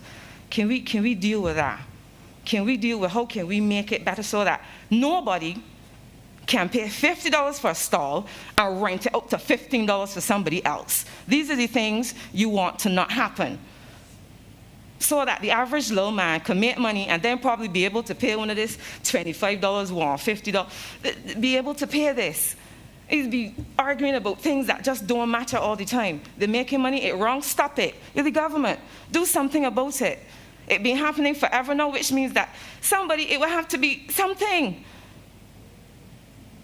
Deal with the issue at hand, which is poor people who want to make money and who want to get themselves going. And Ms. Moore, that's my part. Thank you very much. And I thank you. You're 100% correct. And obviously, this is a matter that, well, you've heard the minister say he's asking the person in charge to come, and he will have to do some explanation. I'm very grateful that you have raised that, Minister. Who? Oh, I'm very grateful that you've raised that. I wanted to share with you the regulations as I know I'm understanding them. The stall in Palmetto, for example, where the stall is well, I don't know if this is Palmetto. Speaks to the markets and slaughterhouse regulations as they are enforced now. So we're talking about stalls in a market that are less than 8 square meters, being rented for not less than $20 and not more than $50 a month. That's if you're less than 8 square meters. Between 8 square meters and 19 square meters, which is a medium-sized stall, it has to be between $50 a month and $100 a month. And 19 square meters or more, not less than $100 and not more than $200. That is what the regulations in force are requiring. So if in fact it is correct that there are people who then sublet, and they sublet outside of this zone, then I believe that it is true to say they're in breach of the law. And you're quite right, ma'am, that it having been brought to the attention of the government, it will now have to be dealt with appropriately. There was a request from Minister Ford for the floor. All right, thank you. I just want to say a special thanks to you, Ms. Moore, for being here. And I want to say to you, your unbridled discourse so far has been extremely refreshing, and I want you to continue with this gusto. I want to date ourselves back to your previous submission where you were making mention to the fact that young persons, even like your son, that you have a sense of and a yearning for those persons to be trained. I want to say to you, it collides certainly with what me as former minister of youth was saying and exposing. It collides certainly with this government and our policy perspective, our philosophical perspective, as it relates to training not only of vendors, but persons across the sectors. And I want to say that there are systems in place now for young people. Even when you try to acquire or in your attempt to have a trust loan, there is a training mechanism in place before those loans are given. As it relates to the Youth Entrepreneurship Scheme, another training avenue and mechanism for young persons before they enter the business world. Even the Building Blocks program you have with youngsters of the block before they go into the whole vending regime, they are trained and they must pass their training course before they start the vending and the whole vending experience in terms of ensuring that it becomes a part of their commercial life cycle. And I want to say to you, that is something that we hold dear to our hearts, and we are certainly in sync with what you're saying as it relates to training. And I want to give you the calm, rested assurance today that we agree totally with you that those persons, if you are trained to make a vending as professional, the minister side of me of markets would say, to bring it to the fight of sanitary standards. I am equally agreeing with you that training must be an important part of the conversation. So I just want to say to you that thanks for bringing it to the fore, but we are in total agreement there. Thank you. Ms. Tony Moore. Good afternoon. Good evening, Ms. Moore. Another Moore here. I hear you speaking very passionately and frank into the meeting, and I appreciate your contribution so far. The issues that you raise are not the only issues that may arise from time to time. There are other issues that might relate once a license is granted and so on. There may be issues that relate to relocations and evictions and a number of other matters. The legislation proposes that those issues would be heard before a tribunal if they are appealed. And when we were speaking to another group, particularly the other Vendors Association, it was accepted that it would be a good thing to have a representative from among vendors to sit on a tribunal, and the tribunal will be responsible to hear complaints and make a decision as regards whether a particular action that was taken in circumstances was reasonable or not.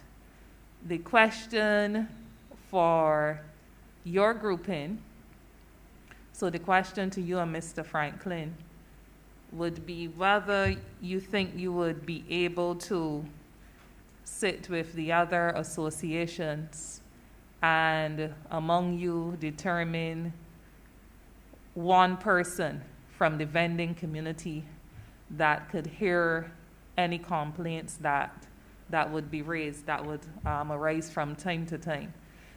It means that that person will come either from Barvin, either from your association or from the fisher folk, but if you can sit together jointly and determine who would represent you in hearing complaints. Do you think that that is something that is possible?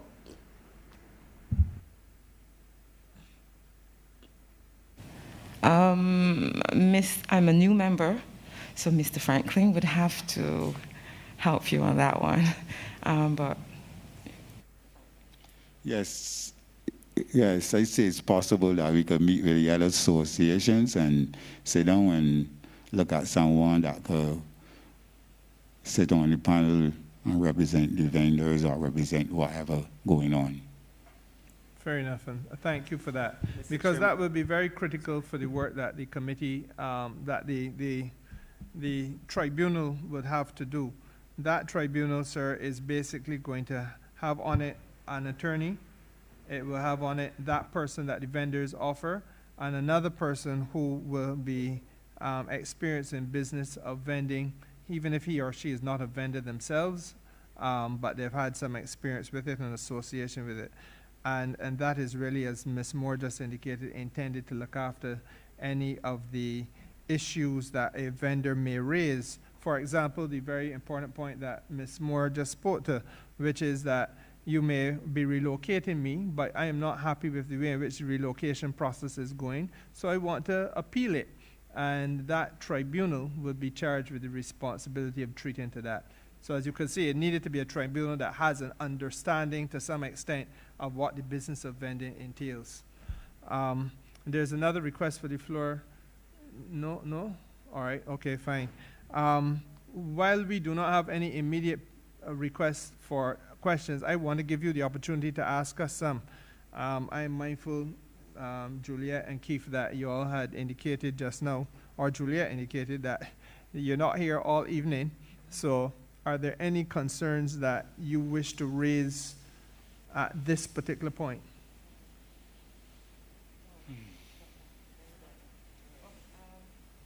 it's on? Yeah, right. Yes, I can hear you. We really have to go just now, but my one is this. Vending, it means perishable stuff and non-perishable.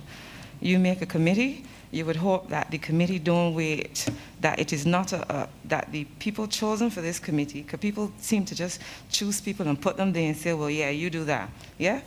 In choosing the committee, please can you be try to, I don't know how possible that can be, but like be people who actually fair and speedy, because you want a license for the market that coming up, the farmers market. You apply on Monday, it can take you, it's supposed to take 2 days, next 5 weeks you're still waiting, but because the person who runs it knows Mr. Franklin, he gets his on time. But me that don't know Mr. Franklin, I still waiting, you know? So this committee should be of upstanding people, I guess, who understand the workings of this thing, and that's basically it. Julia, I will not detain you anymore, just to say to you that I think the leader of the opposition wants to have a word. I want to tell you that even though you now come, the truth is that you shoot straight and you're keeping it real. And I would urge, please, that you don't throw in the towel on this. You may now start as representing this association, but believe you me, that approach is what the associations in Barbados need, that spirit of frankness and straightforwardness. So continue in that vein. Mr. Leader of the Opposition, please. Thank you, Brother Chair. Ms. Moore, Mr. Franklin, good afternoon, and thank you for coming today and contributing to the deliberations of the committee. Mr. Chair, Brother Chair, fellow members of the committee, there's something that has been sounded forth by both these voices that has resonated with me, and I would just want to reemphasize it because I share the sentiment that I hear coming from these bosoms. And while we may be seeking to put in place a legislative framework that would provide for a more business-like profile and approach to how vending is done in Barbados, and to order it, regulate it in such a way as to seek to empower those who are involved in that economic activity. I think what I hear coming from these two voices, and I share that we need to be cautious that we don't create the kind of bureaucratic impediment or the kind of bureaucratic framework that becomes an impediment. Rather than helping them, it further frustrates them in what they're trying to do. So I wanted to reinforce that. I thought I heard that being clearly said by them in their words. I simply wanted to ask Ms. Moore, if I may, where she does her vending. If I may ask, where she does her vending. Well, I'm a very new member, and vending per se, like you could say it's from at home, but it's more of my sons, I have 3 sons, by the way, and a daughter. They have some land that, the government, the acre land, and I do the seedlings for them, and we have a site online where we sell eggplant seedlings, we sell different kinds of stuff like that. So that's what we into. We just start, so let me do some advertising for my boys. Boam's Farm, right? It's, that's now, getting off the ground, so and the intention is to come out into the vending now and put wares out there as we go on. What is that name? Boam's, Boams, Boam's Farm. Right. And my son always says, Zachary always says, Mom, before you go into something fully, you must find out where the market is and what's going on. So this is basically a lot of me doing market research as to how we're going to get our products out, how we're going to sell it. And I don't want to go to the side of the road and the police just move me. I want to be stable in knowing that I can go such and such a place, I can play my wear, and I don't have to worry about nobody pushing me around, or I gotta be scared. But we have to go. So you don't actually sell from a public space at the moment? No, not as yet, but that's the intention. Yeah, And I was just wondering what particular challenges you were experiencing if you were selling from a public space. Mr. Franklin operates from the Palmetto. Mr. Franklin, you operate from where? Palmetto Mall. Yeah, what are the particular challenges you face there? Well, there's some challenges. It's very tough. If I could have stopped a little longer, I would tell you all the challenges, but give me one or two that we want to help. One of the challenges is the market people refusing to collect people rent and say they won't pay. Things like that there. And right now markets want uplifting. The markets right now, I don't know, the people that are supposed to take care of the markets, or, they're not doing the job. So markets actually deteriorating right now in Barbados. They're only looking like when they first built or first get on hand, they look like it working good, but then eventually the challenge is to keep it up to standard. So if you could improve the Palmetto Mall, what's the first thing you would do? What's the most important thing? What's the most urgent thing? We want painting right through outside and inside, and change the staff. We will talk to some of those staff when we come back again. I want to thank you, Mr. Franklin. I really want to thank you, Ms. Moore, for your as I said, your candor. You've been very direct with us. Mr. Franklin, Ms. Moore, God bless you. Thank you for sharing your time this evening with the committee. You may leave now. Colleagues, we will have to.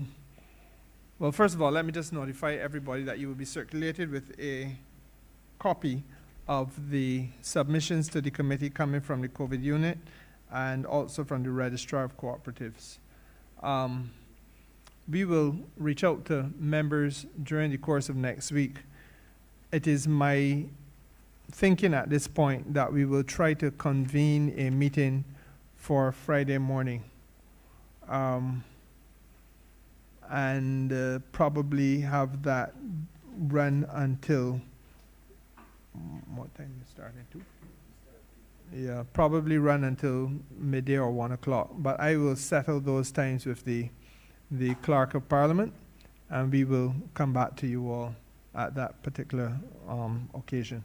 Can I have a motion, please, for the suspension of the day, adjournment of the day's proceedings? So moved, sir. Thank you, Minister Humphrey. Seconder, please. Minister Ford. I'm sorry that Minister Cummins caught our eye first. Colleagues, we stand adjourned.